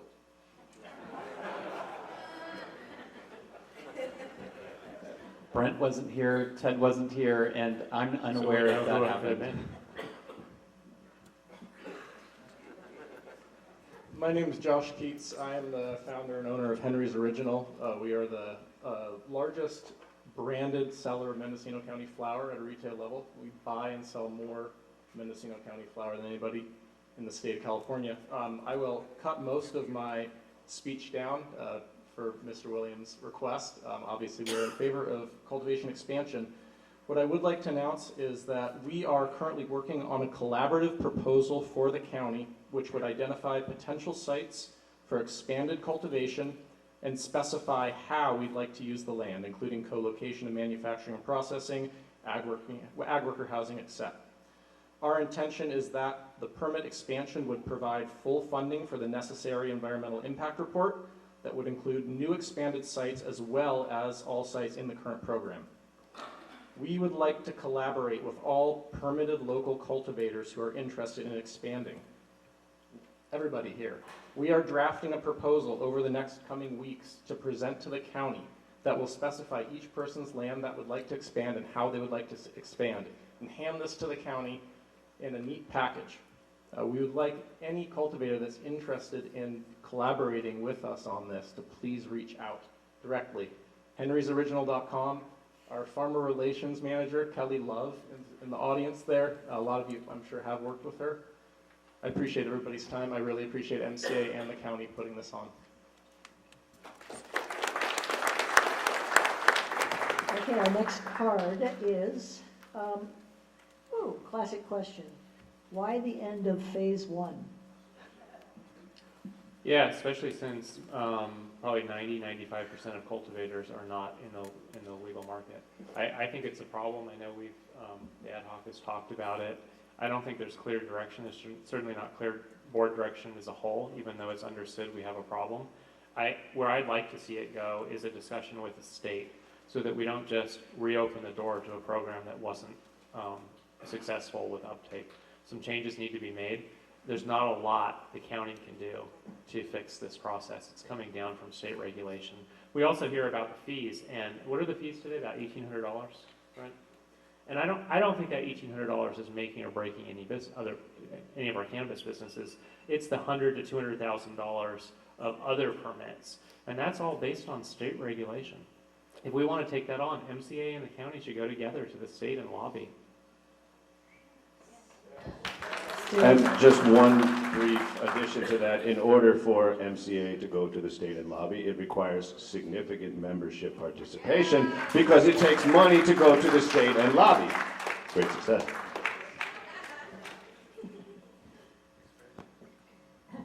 Thank you for this forum. Kelly, especially, thank you. My name is John Sackowitz. I'm a candidate for 1st District Supervisor, that's Carrie Brown's district, and I'm here to represent the small farmer, the independent farmer, and the family farmer. I'm also the author of an article that went viral throughout the country, Flow kind of deals deal with the devil. The devil being Jason Adler, a billionaire, Wall Street hedge fund manager, a quant, literally the guy who profited from the global financial collapse of 2008. He also sits on the Cronus board with Big Tobacco, Philip Morris. He also is the majority owner or owns significant interest in 2 cannabis GMO companies, Pebble Labs and Trade Biosciences. I don't want Jason Adler in this county. Jason Adler expects a return on his investment. He's not injecting wealth, he's extracting wealth. And I think there's an alternative to a corporate-owned supply chain, and that is the Mondragon model in Basque Country in Spain. It's the #1 business in Basque Country. It's the 10th largest business in Spain. It was the subject of a life's work of a recent winner, a Nobel laureate in economics. It's a real thing. And it's a corporate umbrella under which you have not-for-profit, cooperatively owned enterprises. So my question is this, it's to the supervisors and to our Director of Building and Planning and also to Supervisor Hassett. Why can't the county kickstart a cooperatively owned, a farmer-owned supply chain?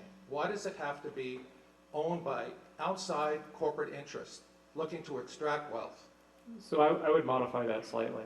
I think if the county were to initiate it using public funds, we may have a problem with the feds.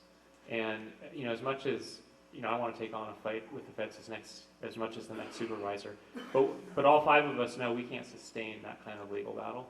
And we have so many other services, homeless shelters to worry about keeping open in the winter. And the idea of crippling any of those efforts, what if we modified this to a trade association taking it on and kickstarting it? And let Casey do his membership drive here, get every licensed cultivator in this county part of MCA contributing so that MCA could take on putting together a non-profit, membership-owned processing distribution facility. It's an alternative, and it's a good alternative. Also, the iBank from the state of California has 5 different programs for public bond financing. An industrial revenue bond, a $10 million industrial revenue bond, could be an alternative, and we could let them handle the interference, particularly our congressional delegation. Also, if we were to run into issues there, I'd be willing to find $2.5 million of either my own or through others to kickstart this as well. That's how strongly I believe in this. I've been speaking to a foundation that's interested in doing this. Again, a farmer-owned, not-for-profit co-op that owns and operates its own supply chain, its own bricks and mortar warehouse, processing and grading facilities, backed up by an e-trading platform, backed and supported by an e-payment system, 30 seconds. E-payment system, and an e-tracking system. We can do it. You can do it. You deserve the profit margins that's being extracted by out-of-county vulture capitalists. You work for it. It's the sweat of your brow. It's your farm. Let's do it. Thank you. And just briefly to respond to Supervisor Williams, having spent a significant amount of time working on cooperatives in the last few years, as much or more than anybody else in the cannabis space, I would wager. The main difficulty right now is the 4-acre cap at the state level and the requirement that any licensee only hold 1 license. For instance, my farm is 5,000 square feet, my brother's farm is 5,000 square feet. We're under 1 entity. If I were to separate my entities and have even more paperwork, then I could be eligible for a cooperative. And so the reality is cooperatives are supposed to create less work, not more. So a strong trade association with significant membership that could push at the state level on the 4-acre cap could then create more viability for cooperatives. Personally, I'm a little disillusioned right now at the amount of time and energy at the state level that we've spent and haven't really gotten the traction on the 4-acre cap. So an invigorated trade association could perhaps make that move. Next card.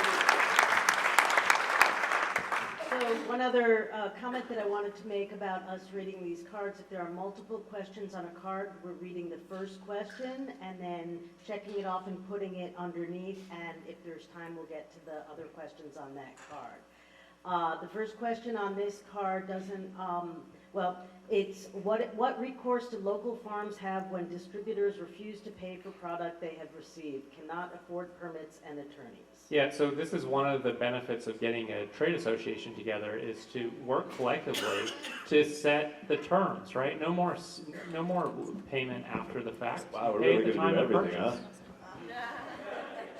No, but I mean, seriously, our cultivators have enough to worry about getting through the legal system without having to worry about getting ripped off at the end.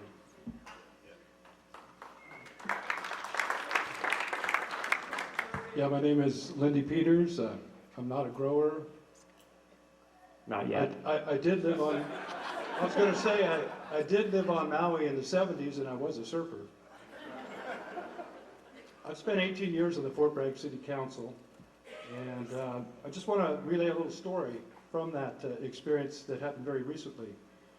Route 1 Botanical came to the city planning department and said, hey, we want to have a cannabis manufacturing business. And we realized we didn't have an ordinance that addressed this. And we immediately, we could have done two things. We could have said, oh, sorry, we don't have that ordinance, you're out of luck. But what we did is we referred this, I was the chairman of the Public Safety Committee, I was told by the planner and John McCauley from Route 1, and we worked through the Public Safety Committee, which has a police chief on it, and another council member, and we'd send it back to staff, and then we'd come back to the committee, back to staff. Anyway, the bottom line is, the city did draft an ordinance for cannabis manufacturing in the industrial area. I think Del Potter has a very good point there. And they're up and running, and they're successful. And so I think people need to be proactive with government, as Brent Schultz also mentioned. Sometimes we don't see things, but when someone comes to us, I have a more, I think, open approach than some elected officials. Rather than just say no, try and make something work if it's something you think can work. And I want to suggest something about the marketing. I think you have a real opportunity here to market this particular area for the cannabis industry. And I think perhaps the Mendocino Cannabis Alliance is the machine to use, the group of people to use, and the money to use as well. And another quick example, we went around to the lodging industry a couple of years ago, about 4 years ago now, and we said, hey, what would happen if we had a 2% increase in the TOT tax? What would you think as an industry, the lodging industry, would that hurt you? Would customers complain? They said, no, customers really don't complain about that too much, but we would want that money used for marketing. So my suggestion is to somehow come up with a surcharge, whether it's through the Alliance and the membership fees, come up with a way to collect some money and then market it out of the area, and have somebody from the Alliance on this marketing committee, people that know how to market. You'd be a great one, Janine, and market it out of the area. Now, this is another success story. So we did this a couple of years ago. Right now, our sales tax is flat or perhaps even down, but our TOT tax is up. And I think it's directly through this marketing effort. We marketed the beauty of the area and the Mendocino coast. We marketed the history and things like that. And, you know, you've got a real legacy here. The Emerald Triangle, they may not hear about it in LA, but I think if you're successful in getting to that market and that demographic and letting them know the product, how clean it is, how potent it is, I guess is the best word to use, and you know, really that it's small farms. You have to be careful of expansion if the corporate interests come in. That would be my one worry about that. If you're allowing expansion and not too specific about how it occurs, you might get corporate interests coming in here and they'll flat out just destroy the local growers here that have been here for a long time. So be careful if you're talking about expansion. And I also want to mention that on October 15th, our next city council meeting, we're having an ordinance for dispensaries now being allowed in the city of Fort Bragg. So if anybody's interested, they should show up October 15th. Let us know how you feel. So thank you very much. Thank you. So back to the cards, and I just want to piggyback on Casey's earlier request. We have a long line of people, we have a lot of cards, we don't have a lot of time. So if people can keep their comments really short, don't repeat any points, just really keep them short, then we can get through everything, hopefully. So here's a question asking about this is directed to Brent, Ted, and Dan, oddly enough. So, so what about the use of a development agreement in lieu of zoning ordinances for the innovation zone type project? Can I take that? Development agreements go with a specific plan, or they go with a plan development. You can't just do them by themselves. I mean, you can do disposition development agreements. We used to do that back in the redevelopment days, but that was when land and money was, changing hands. Redevelopment property that the redevelopment agency had purchased and somebody was trying to buy. So development agreements are just one part of it. So it wouldn't do it all. You really need a land use change, maybe a general plan amendment change, maybe CEQA. I don't know. We're hoping some of these innovation zones are allowed already in the zone and general plan that you will come forward with. That's what our hope is. We don't think all of them will be. And if I could add, this has come up in different ways. What is an innovation zone? And how is it different from what we have today using industrial parcels? Well, just talking about it, we've already had proposals showing up in Brent's email. And these are from, I've looked into it, these are from people who have been here for generations, who have existing farms. It's not outside forces showing up. They heard, we want to do business, and we're talking about innovation zones. They don't know exactly what it is, but they want in. I think that's a really healthy sign. We want to become known as a quality cannabis producing region. You're not a region if you have such small quantity that you're insignificant. If distributors can't get a hold of it, if there isn't enough product to go around statewide, you're not significant. And so I think that's part of the innovation zone is let's make sure that we're not selling out, but we're producing enough and pushing it into the pipeline that consumers around the state know Mendocino. Great. Tom. My name is Corinne Powell. I am a cultivator and I am an advocate for many things cannabis in the county. I have three main points. The first one is I don't think that an industrial association like MCA will be successful without county support for advertising and branding.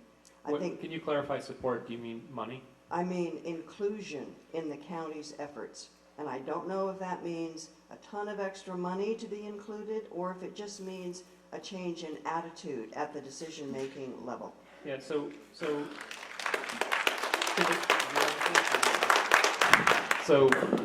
is this going against my 3 minutes here? No.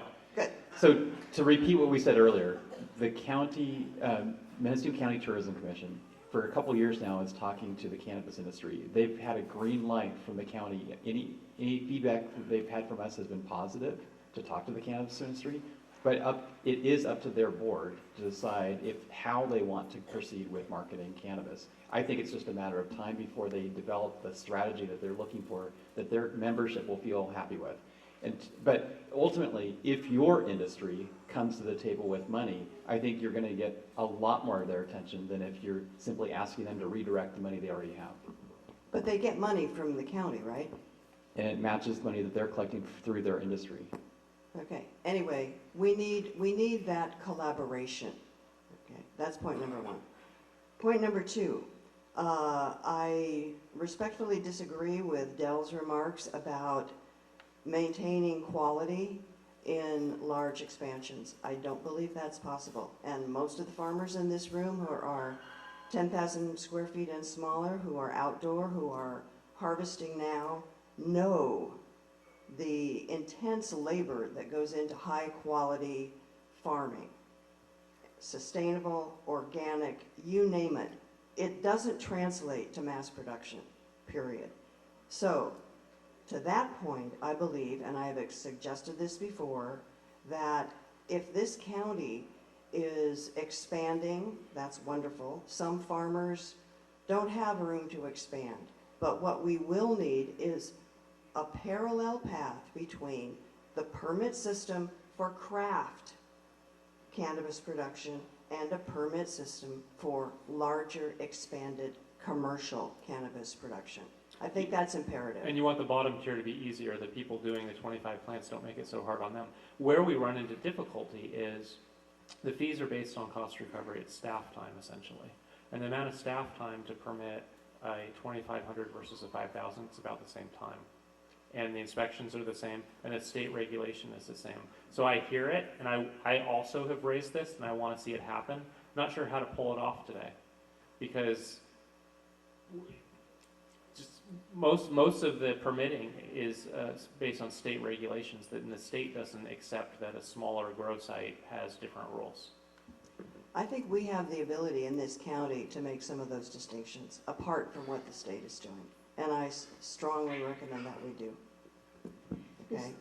Now, there's one more, go ahead. Just in response to that last, I saw you nodding, Del, about this parallel path idea. Do you think that's something that could address the question of quality and large cultivation?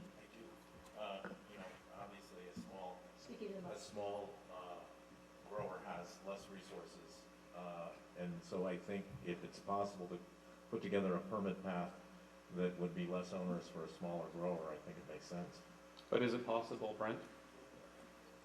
I don't know how to reconcile it with the state level, or with the county, how the county would reconcile it, but it seems like a worthwhile idea. I absolutely believe it's a worthwhile endeavor, but a lot of our problem is with, 92% of our current applicants that are active are in some area stuck at the state with CDFW or water board. That's beyond what I'm talking about. The state has size licenses. Our biggest license is a small license. It's already part of the state. That's not the issue. It's all the other issues. And I have one more point.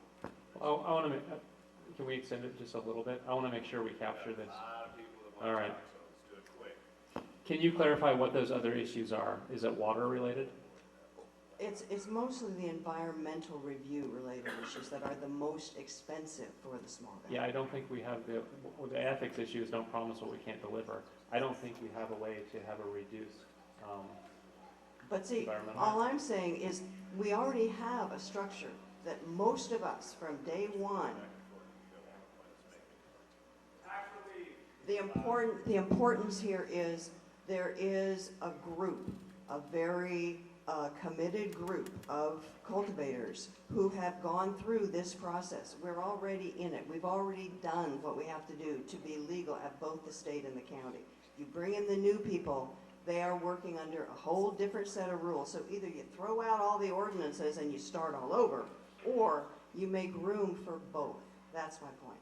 My last point is cultivators are, as you know, subject to a minimum tax and then a 2.5% gross receipts above their minimum if they were so fortunate as to sell all their product. When are we going to have the other non-cultivation businesses pay a fair share of the taxation?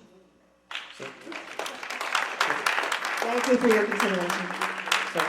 Something like lowering the cultivation tax maybe to 1.5, but adding it to distribution so that the county still can support the program.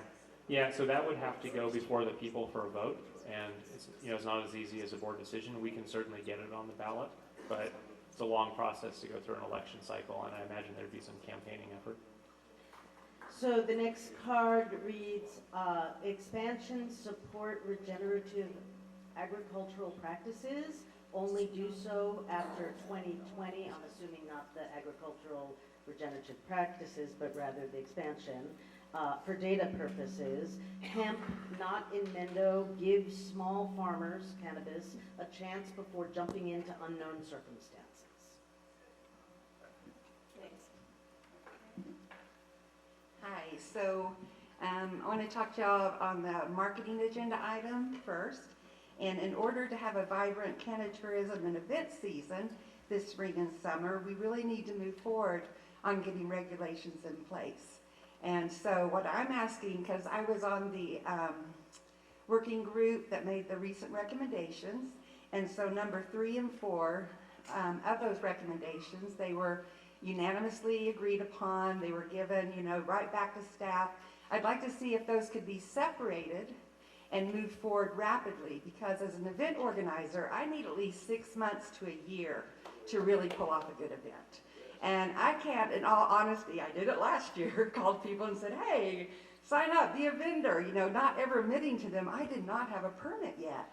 And so luckily it came through, but I don't want to play that game again. So I'm asking y'all to recognize as an event organizer, once I press that button for my state organizer's license, I'm committing to $6,000 to $10,000 or more.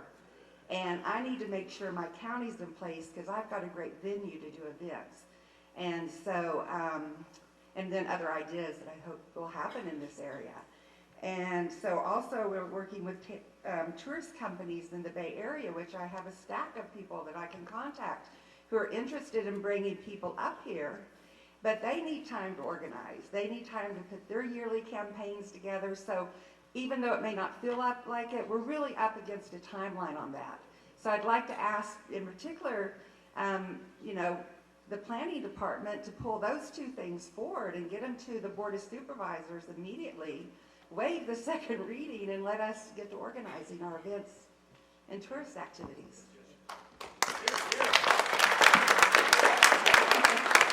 Does that conclude your questions? I'd be willing to answer it. Thank you. We are going to be working on those. I know I said it before, but we are going to try to early next year get those items done that the board recently gave direction on. But we also I have multiple, we have coastal cannabis ordinance. There's a tremendous effort, doing a coastal plan amendment.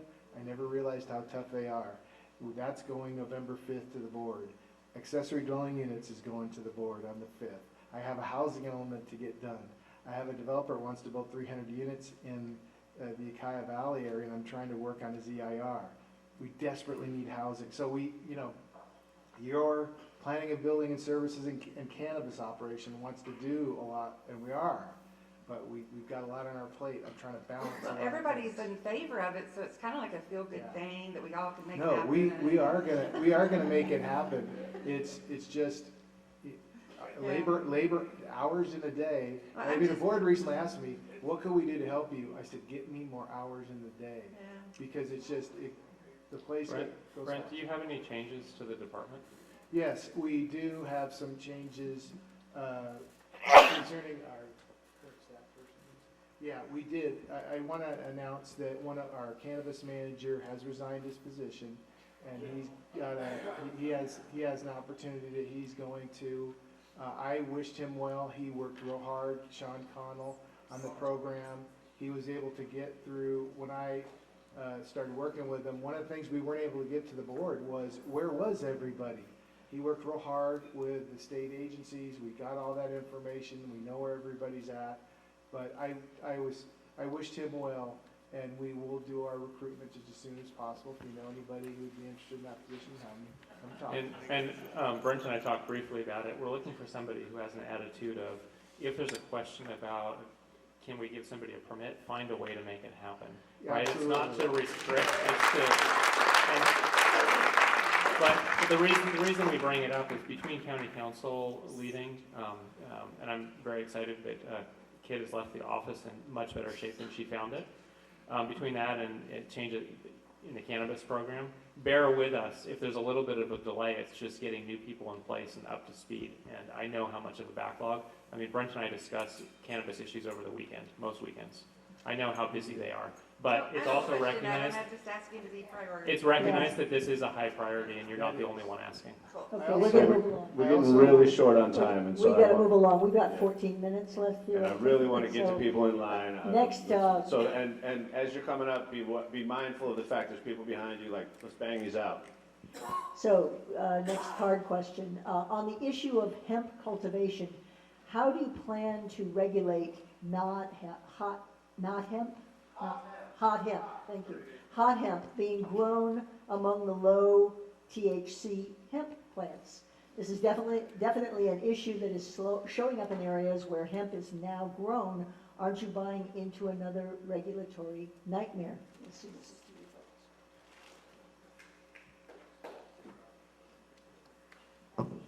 We'll take that under advisement. Good short answer. Sir? It'll be based on best available science. My name's David. I live in Mendocino on the coast.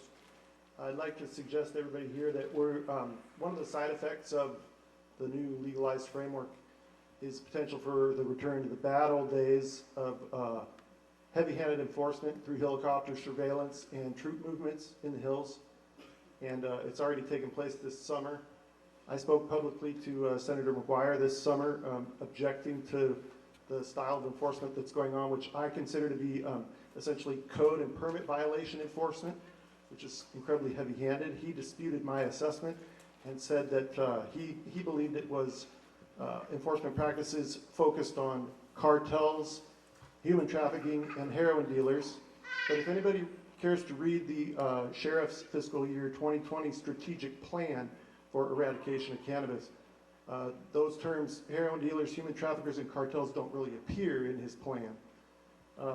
What I see in the plan is the plan to eliminate unpermitted cultivation and basically get after people for environmental crimes, because the new framework gives a lot more environmental crimes to ding people with. So what I'd like to suggest is that we need more public outreach to the people. The sheriff's own assessment, based on information from CDFW and their surveillance this summer, is that they have as many as 2,000 illegal gardens in this county alone that are in line for enforcement. The sheriff was able to pull off 28 raids, so if you divide 28 by 2,000, he's got about 70 years worth of work, which takes the sheriff well into retirement and many other sheriffs. But without, if we are excluding people from first-time permit holding now, and we have 2,000 potential illegal gardens, it's a lose-lose situation. So I'd like to suggest that we have more public outreach, perhaps free or low-cost workshops located at the far-flung regions to bring people into the program. If you build a house without a permit and Brett's code enforcement officers find it, we don't bulldoze it and tell you you can never live in a house again. We tell you there's a code violation, you're going to pay some fees, some additional fees because of our time having to find it, and bring you into compliance if it's not built to code. I think that's what I want to see for cannabis is an amnesty program of, hey, here's a letter for abatement, you're not in compliance, we don't expect you to shut down, we do expect you to start paying the tax, you're part of the program now, congratulations, and you need to fix the code violations in a reasonable amount of time. Thank you.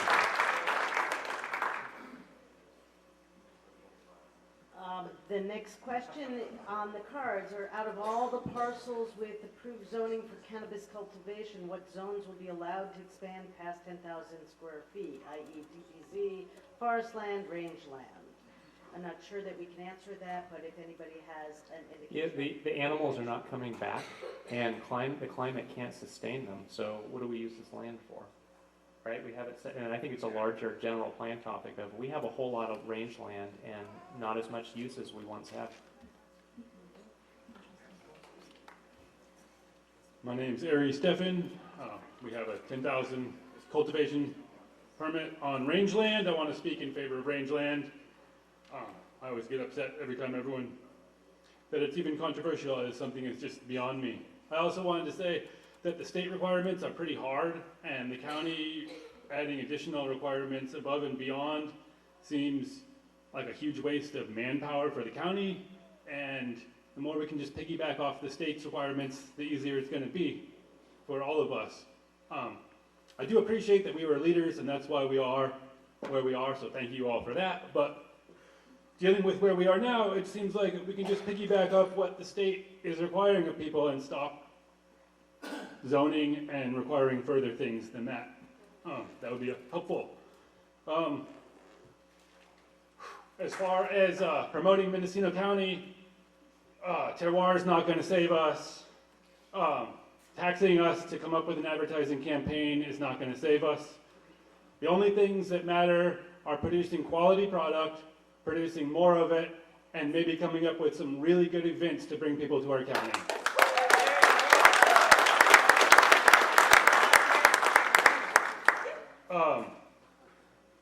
So, and 7% of the state permitted cannabis, you guys, I'm embarrassed. We should be embarrassed. That's a shameful statistic.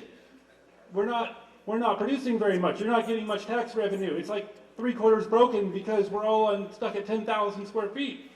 So I know you guys know we want expansion. We don't need to reiterate it, but none of the other issues even matter. That's like the only issue. Nothing else even matters. So that's my position. And let's do some more events. And thank you all for all your hard energy and time.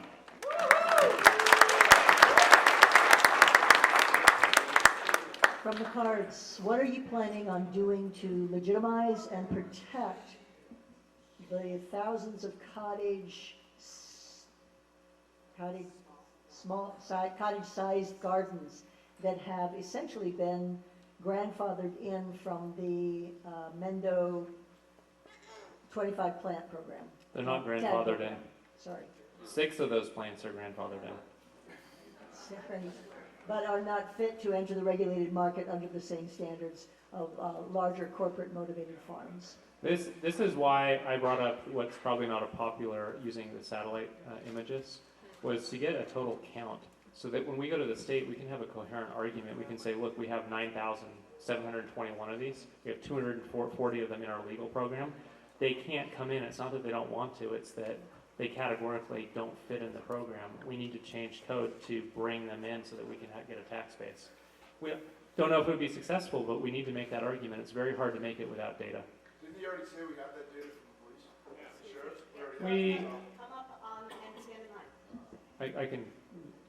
He asked, don't we already have that data from law enforcement? I don't think so. I think law enforcement was that Dave Eister with an A, saying the report mentioned 2,000 illegal grow sites. There's probably a lot more. I've heard estimates above 10,000. I have no way of knowing, and I'm not going to spend all day on Google Earth trying to zoom in and figure out how many we have. But if we had that number in front of us, we could go to the state and make an argument that we're failing, and we're failing because of the state policy. Chris Vardian, Mendocino Experience Cannabis Tours. Thanks for mentioning us earlier. We're the guys who bring people tours up from San Francisco. More importantly, we're bringing people from the world because everybody comes to San Francisco. Most of our clients are people from red states where the reefer madness paranoia is going on. We've had people from as far away as Brazil, Indonesia, Russia, Thailand. And we're sort of natural allies in promotion and marketing for Mendocino because that's what we do. We tell the story of these multi-generational family farms, and you know, what's more wholesome than a family farm? And we're changing minds, and the seeds that we're sending out are spraying tendrils around the world, and I want to know how we can work together to promote everything. Put Brent on your bus. Right on.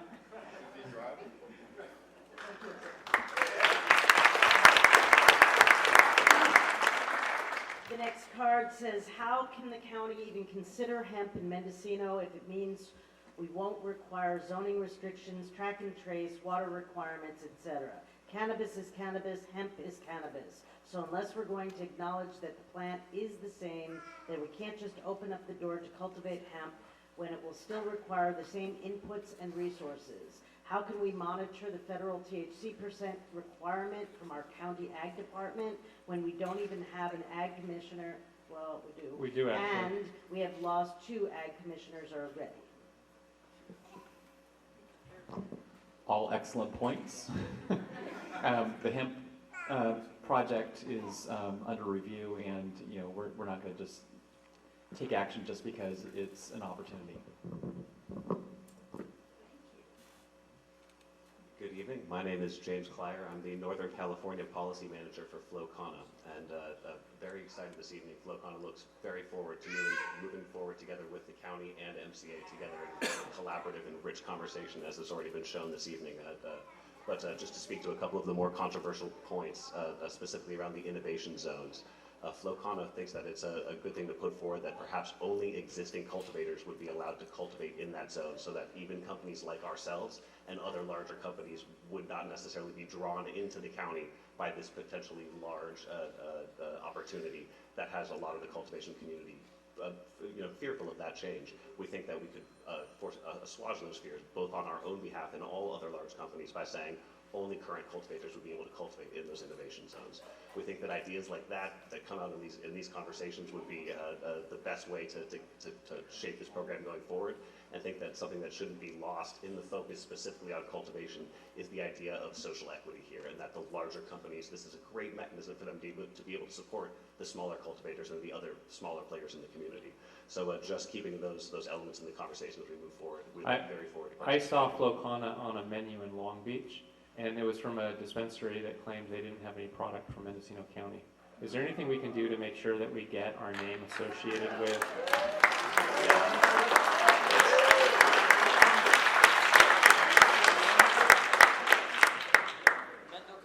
At this time, basically all players and all levels of support are 100% needed. You would not believe how incredibly difficult and how much money we pump into dispensary education to still receive that sort of feedback from dispensaries that we do business with. It happens way more regularly than you would believe. We've trained an entire staff and experienced that dispensary receiving literally 100% staff turnover within the year, so that the entire next time our training team encountered that dispensary was entirely new staff. It's very, very regular. So it's going to take a lot of players and a lot of partners. And we look forward to working with the community on any ideas in any way that we can be part of that partnership. I just wanted to add one point. So the state's developing regulations for appellations, but also for county of origin designations. So understand something. Humboldt County is moving forward with a county of origin designation. Monterey County is moving forward with a county of origin designation. As these programs move forward, there's also that education moving forward on the consumer side. And so it's something I want us to be aware of with respect to our own pursuits and priorities around county of origin, so that we're not behind that, so that we're a part of driving that, because Mendocino County is the genesis of cannabis appellations, probably globally. And so I think it's just something for us to consider in terms of the context of these designations and programs moving forward. It will be happening throughout the state. That was exactly what I was going to bring up. Okay then. From the card, we can create any rules we want for our county, and it can have restrictions on who can expand and who can't. Just like we allow people in ag to not need an administrative permit, while those on resource lands do. So clarify if we can define the eligibility requirements for expansion. It should be for those legacy cultivators unable to get into the program, only sun-grown, only in the ground, and not 10-acre permits per person. No way, Jose.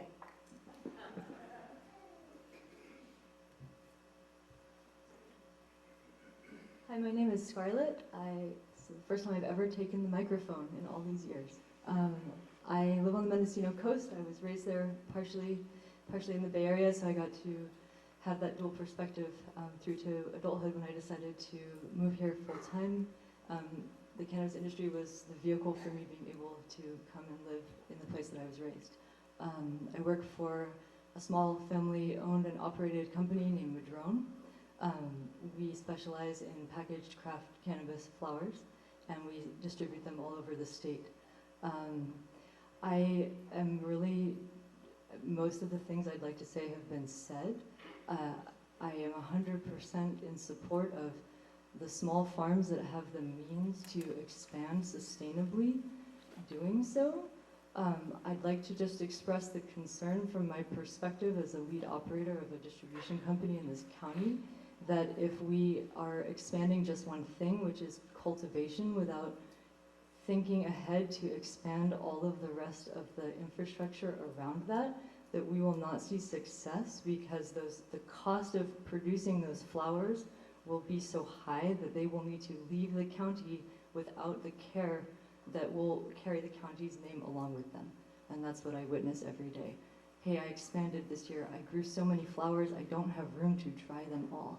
I grew so many flowers, I don't have a way to process them all. I grew so much cannabis, it cost me so much money, I need to sell it all right now, so it's all going to LA and no one will ever know where it came from. So I witness this every day, and I just wanted to share that point. Mendocino County is home to some of the most, I would argue, the most magnificent redwood trees in the world. They did not grow here overnight. It took a long, long time, and now we protect them. So I just wanted to add that. On the topic of trees, madrone trees are not very big, but they burn really hot for a long time, hardwood. So that's how we feel about our role in this industry. And the last point I just wanted to share, I know Jude and I tried to make eye contact earlier. Not all manufacturing is created and operated equally. It is just not true. And one example of that would be in a distribution space like ours. We are allowed to make pre-rolls. We are not, with our license, allowed to grind cannabis flowers.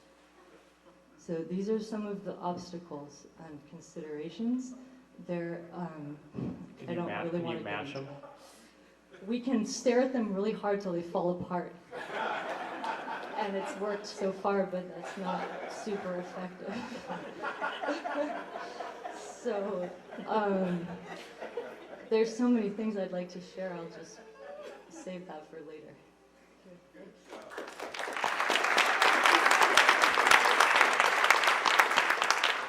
So we're gonna run it a little bit longer. We were gonna close at 7, but we started a bit late, so we're gonna close at 7:20. What we're gonna do is we're gonna close the line, and we're gonna have the 5 people in line go ahead and give their comments, and then we're gonna go back to the cards. Folks have been standing in line and waiting, and we want to make sure we get to your comments.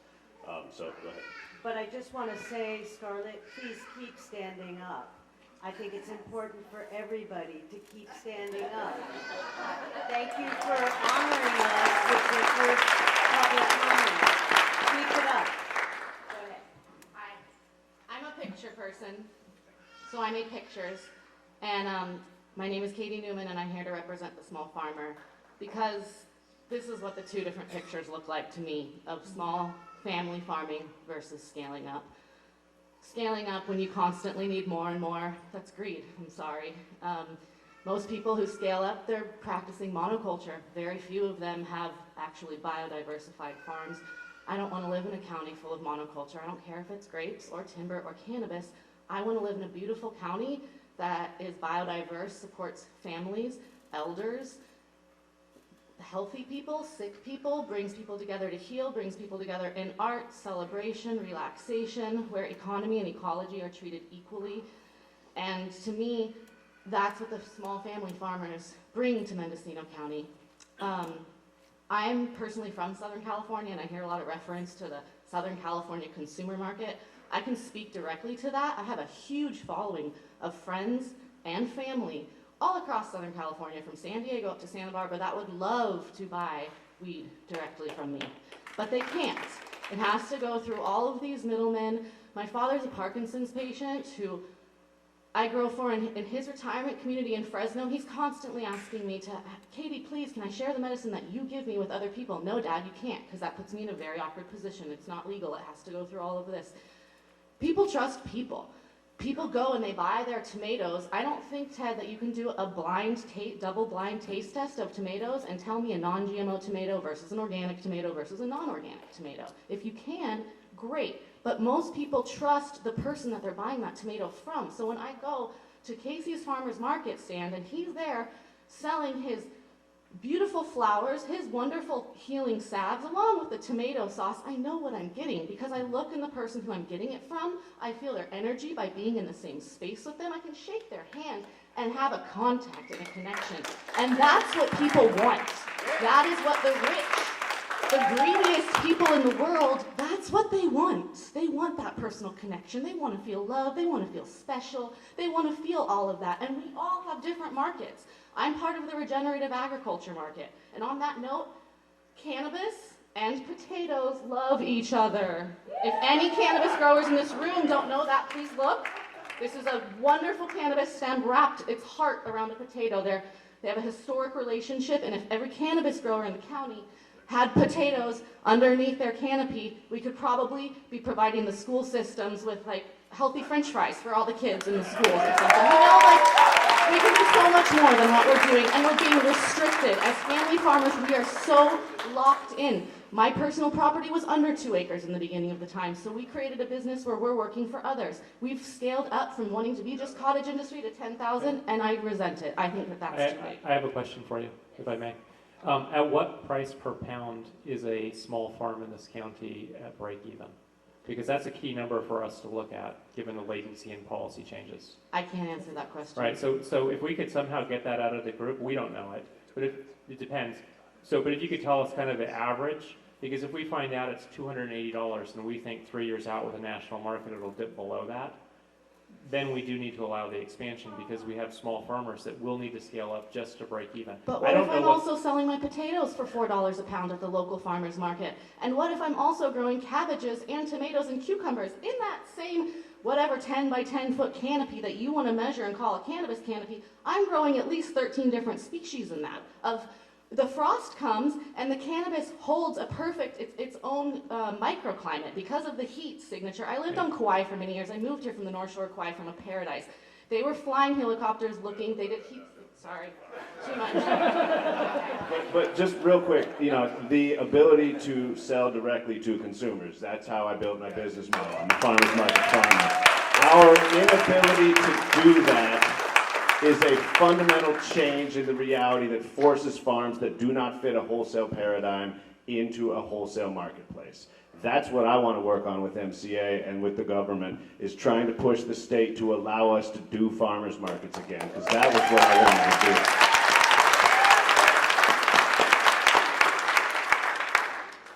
Hi everybody, my name is Mackenzie and I'm with Dancing Dog Ranch. Thank you so much for this forum. I wanted to speak on Mr. Williams' observation that people from Southern California aren't necessarily familiar with the Emerald Triangle or Mendocino. Acreage Holdings did a study and only less than 20% of cannabis consumers are even able to identify a single cannabis brand. So this isn't an issue unique to our region, but it really gives us an opportunity, and that finding, which thank you for doing that legwork, that's very important, data is really important. But that's not something that should discourage us from trying to build this cannabis brand. And the question that I have is, has anyone here or the industry in general taken a stab at defining what craft means? We've done this in alcohol, in breweries, etc. So if that hasn't been done, I think that's something very concrete we can take away, that MCA can go ahead and really derive what that metric means for cannabis as a whole to give us some valuable. And the last thing is, I learned 2 really important data points here tonight, the 7% number and that Mendocino County produces the cleanest cannabis. If MCA could continually provide information like that the rest of us can use to help educate the consumer, that would be a lot of legwork for the industry as a whole. Thanks. Please define craft. We've been struggling with it. See, the problem is everybody has the same answer. Anything bigger than me is not craft. So I'd like to address an opportunity as we move forward with appellations, right? So state law mandates that petitions will start to be reviewed as soon as January 1, 2021. Within those petitions, you would be defining practices, standards, cultivars. Through that mechanism, there is an opportunity to take these very valuable words that we have, like family farm, hand-trimmed, craft, and define them. How we define them is very important so that it's authentically a collective definition, but this is a pathway to codify it so that it's a legally protected marketing term that can't be distorted, that there is enforcement behind that, it's defined in law. And so I think that's something really important to keep in mind as we move forward. And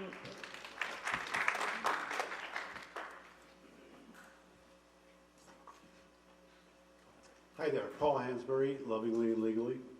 First of all, I wanted to thank the ad hoc committee for the letter that they wrote to Senator McGuire and Assemblymember Woods, along with the RCRC, their lobbyists, and the Association of Counties, supporting this cottage microbusiness. There's a lot of talk in this room today about expansion, but there's also talk about people that just want to stay small. They want to be able to have the relationship that they have with other retailers, just as they have had before January 1st, 2018. They want to be able to take their products directly to this retail outlet, or be able to make medicines for themselves and for their constituents and for their patients. They want to be able to do the small things on their own without paying the 35% additional for a distributor. So what we're proposing here, and what's being proposed as a pilot program, currently just for Mendocino County, but we're reaching out to other jurisdictions as well, as the cottage microbusiness license. Anybody that wants to know more about it, I've got some flyers here that give you the brief outline. We had a meeting with Senator McGuire. It was very positive.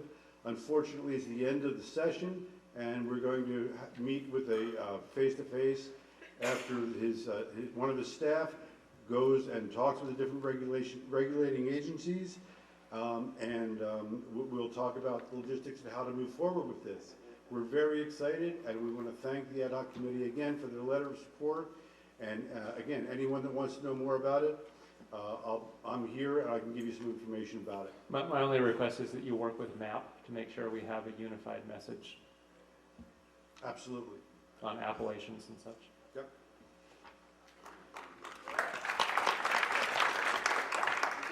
Good evening, Mo Mulhern, candidate for 2nd District Supervisor. I would like to read what it says on the back of the Sonoma County Cannabis Alliance business cards. It says, "Cannabis dollars at work. This transaction is made possible by money generated from a local cannabis business. Please consider supporting local cannabis producers as we support your local business. The cannabis industry has supported Mendocino County for more decades than I have been alive. And we need to remember that our tourism industry thrives, our hotels thrive, our local shops thrive, and our restaurants thrive because of cannabis dollars, and we should not forget that."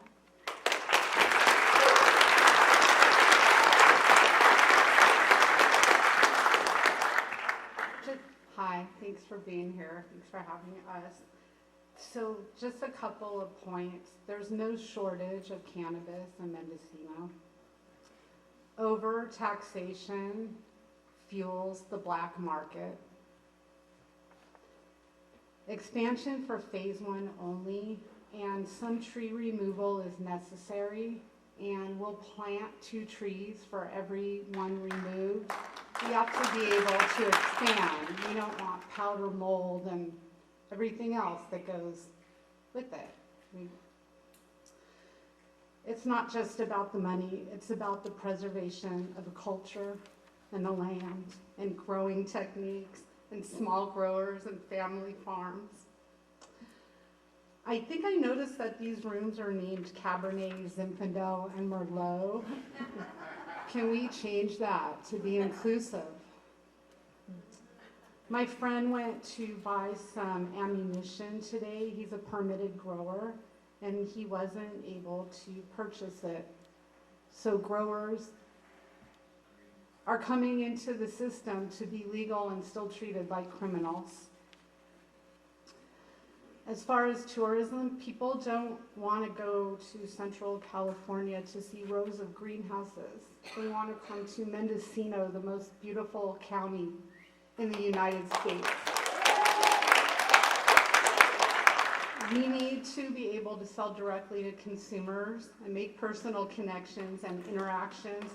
Not being able to is crippling growers. Thank you.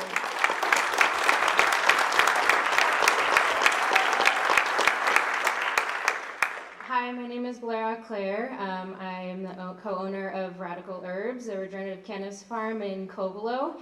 And just to remind everyone that the 3 farms that won the Regenerative Cannabis Award at the Emerald Cup this year were all from Mendocino, Happy Days and Sunroots Farm. So we definitely have something going on here.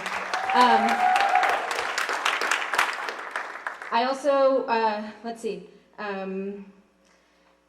I'm also from Los Angeles, and every person that my sister tells proudly that her sister is a farmer, the first thing they say is, "Does she grow pot?"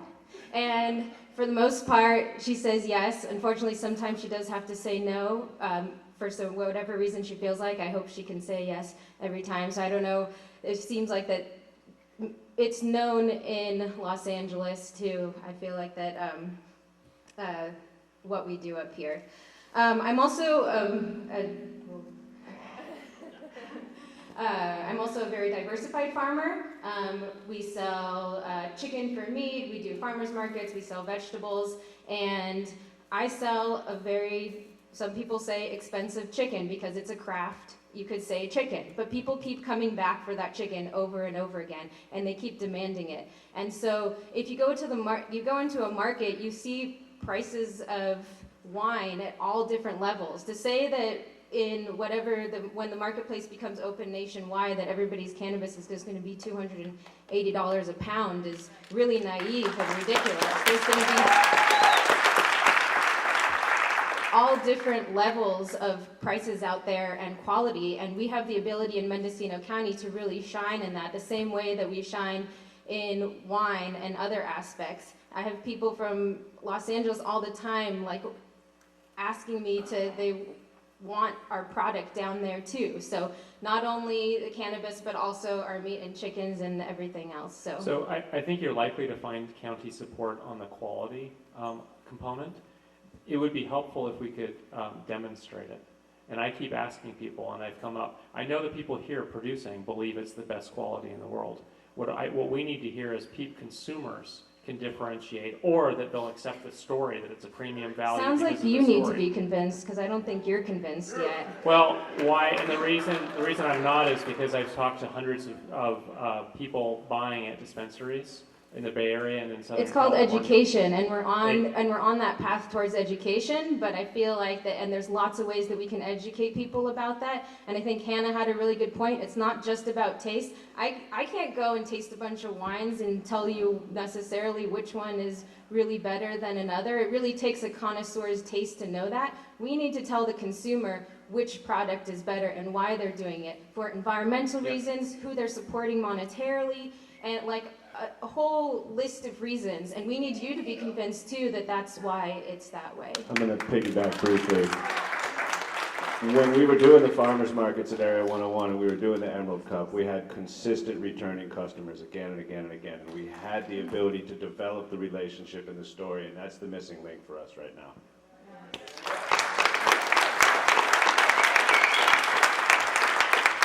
Okay, everybody, I just wanted to let you know that we still have this huge stack of cards and we ran out of time. I'm going to pass the microphone to Jude in a second, but what we will do is, we didn't ask for names or email addresses or anything like that, but what we can do is we can give these cards, type up the information and send it in to the county, so at least they have that information, whether there are questions or not. I'm sorry that we don't have a process by which you can get an answer, but at least we'll get the information there, the questions that people are asking or the statements you're making. And I think the dialogue is ongoing, so join the trade association and continue pushing the questions. Absolutely, and our policy calls, and as Casey outlined how that's going to evolve and take shape, we'll continue to address these questions and refine. I mean, what things pop into our minds as we're sitting here listening to this, it's like, oh, let's tax the cannabis industry for this, that, and the other thing, tourism and EIRs and everything. It's sort of like, wait a second, the whole county's going to benefit from us. Why don't we get taxed? You know, we've got to look at this. Anyway, my personal little gripe, but I want to end on a real positive note. I'm really, really, really grateful, first of all, to all of you for coming tonight, and this is great. And just to say, you know, and then of course to our panelists who get up here and are under the firing line of people's thoughts and feelings, both positive and negative. Thank you all very much. It's really appreciated. All of you. Every single one of you. Great. Thank you. So I want to offer a salute to our cannabis community. We've come so very far, and you continue to inspire me personally every day. So this is a point of personal privilege I'm taking right now. For the last 5 years that I've been working on advocacy and cannabis policy in this county, I have seen people travel hours from every corner of this very large county to come to community meetings, to Board of Supervisors meetings, to working group meetings, to tourism meetings, all kinds of sectoral meetings, and none of them were getting paid for that. It's a huge amount of time and energy and effort because we knew our livelihood was at stake, our future is at stake. And I've watched this happen over the last 5 years, and I've been so inspired, and it keeps me juiced up about all of this. But I want to address, especially when people say, well, the cannabis community hasn't got its act together. They're just not united. They haven't got it together.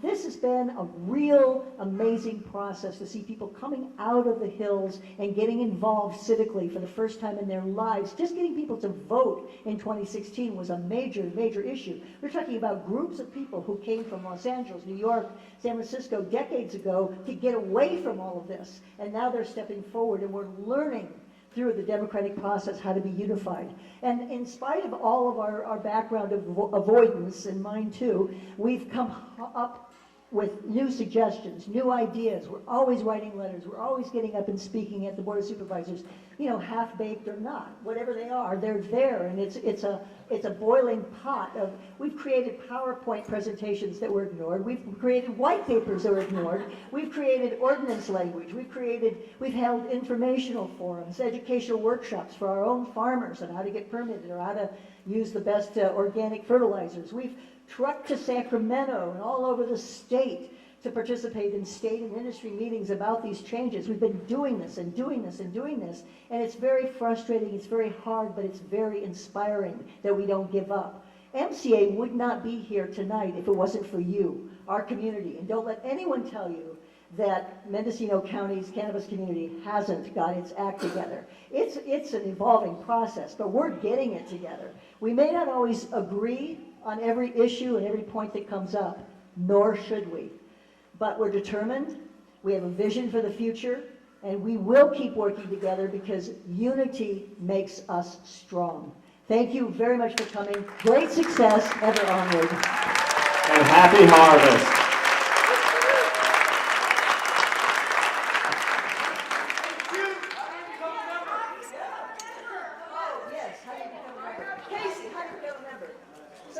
Somebody tell them how to become a member. Sign up. We have a membership table right outside. You can definitely sign up.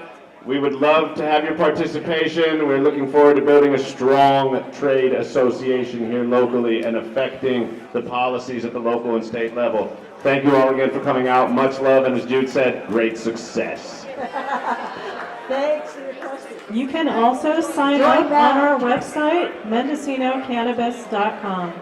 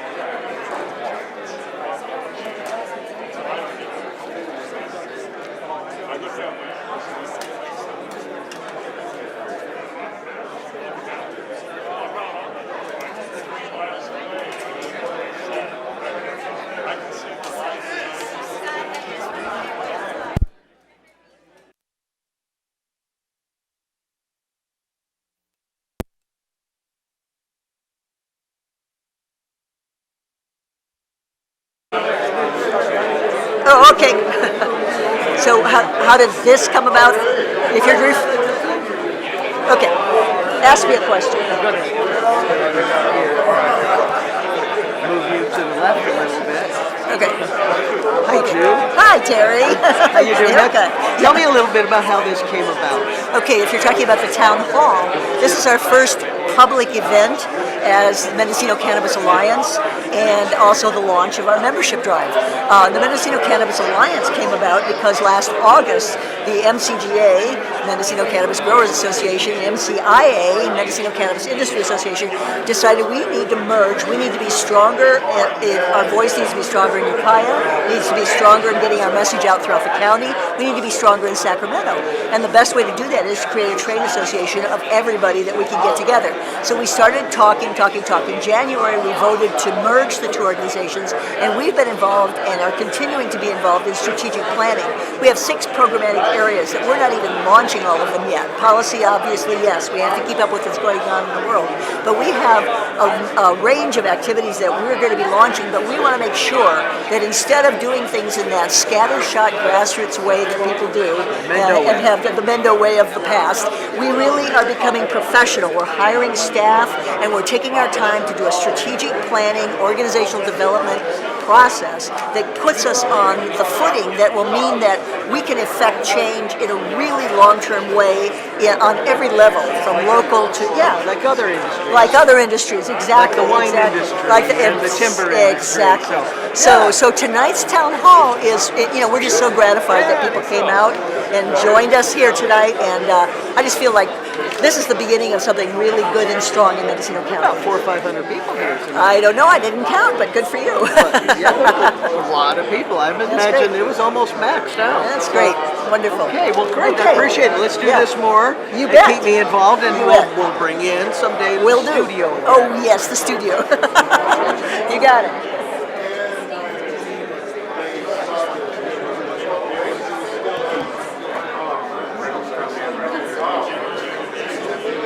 Oh, you're very welcome. I'm actually originally from Mendo. 25 years here.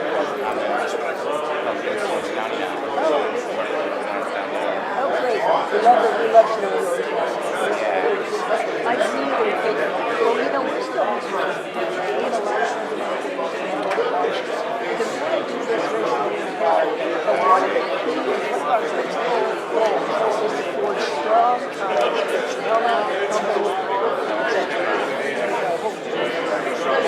So we're going to take that back to June. Tillman. I'm going to give you a... It'd be amazing because I also have some folks that are building a platform. Online platform. So that once we figure out maybe this situation where farmers self-regulate that we have an online platform. What's your... And I'm just doing consulting.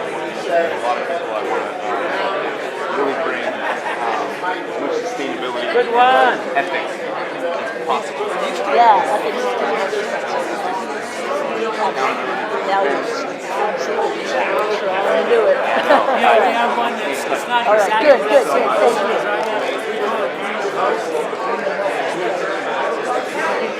Probably have dispensaries. You know Jude, right? Of course you do. Yeah, right. Yeah, they'll probably have it.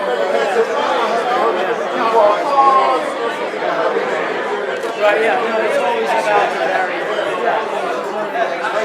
Well, I'll make sure that they get some more. So we're going to have more neighboring there. If you're still here, you can consider volunteering and ask them help put stuff away. So we are going to relocate over to the current company. This facility is going to close down very quickly, so it's all start to traverse in that direction. Much love and great success.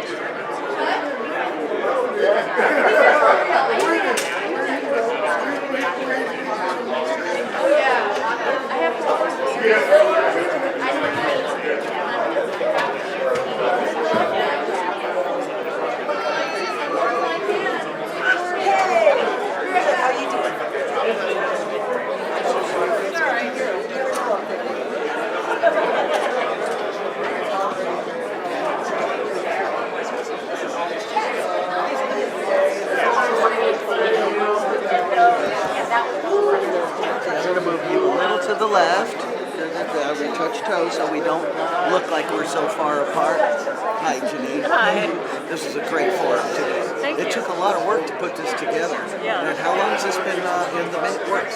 Well, we've been working to merge the two organizations and launch MCA. So the organizations being the Mendocino Cannabis Growers Alliance and then the Mendocino Cannabis Industry Association since the spring. And so this has been a really great culmination to get to this point. Is this the first time that you've done this forum like this? No, I've been actually speaking more and more over the past couple of years since I've been involved with cannabis policy. Well, no, not you personally, but the organization. Is this your first? This is our official launch, and we open the membership framework today. And so, yeah, this is our. So tell the camera how would I join and donate to this? So you can reach us online at mendocannabis.com, and we have an online framework to join and become a member and learn more about the association. Okay, well, thank you. Yeah, thank you, Terry. Appreciate it. Yeah. We'll go from there because that will give us everything we need. Perfect, thank you. Okay, and I'll be giving you links to this so you can Okay, put these cool. on your website. Awesome, thank you. Great.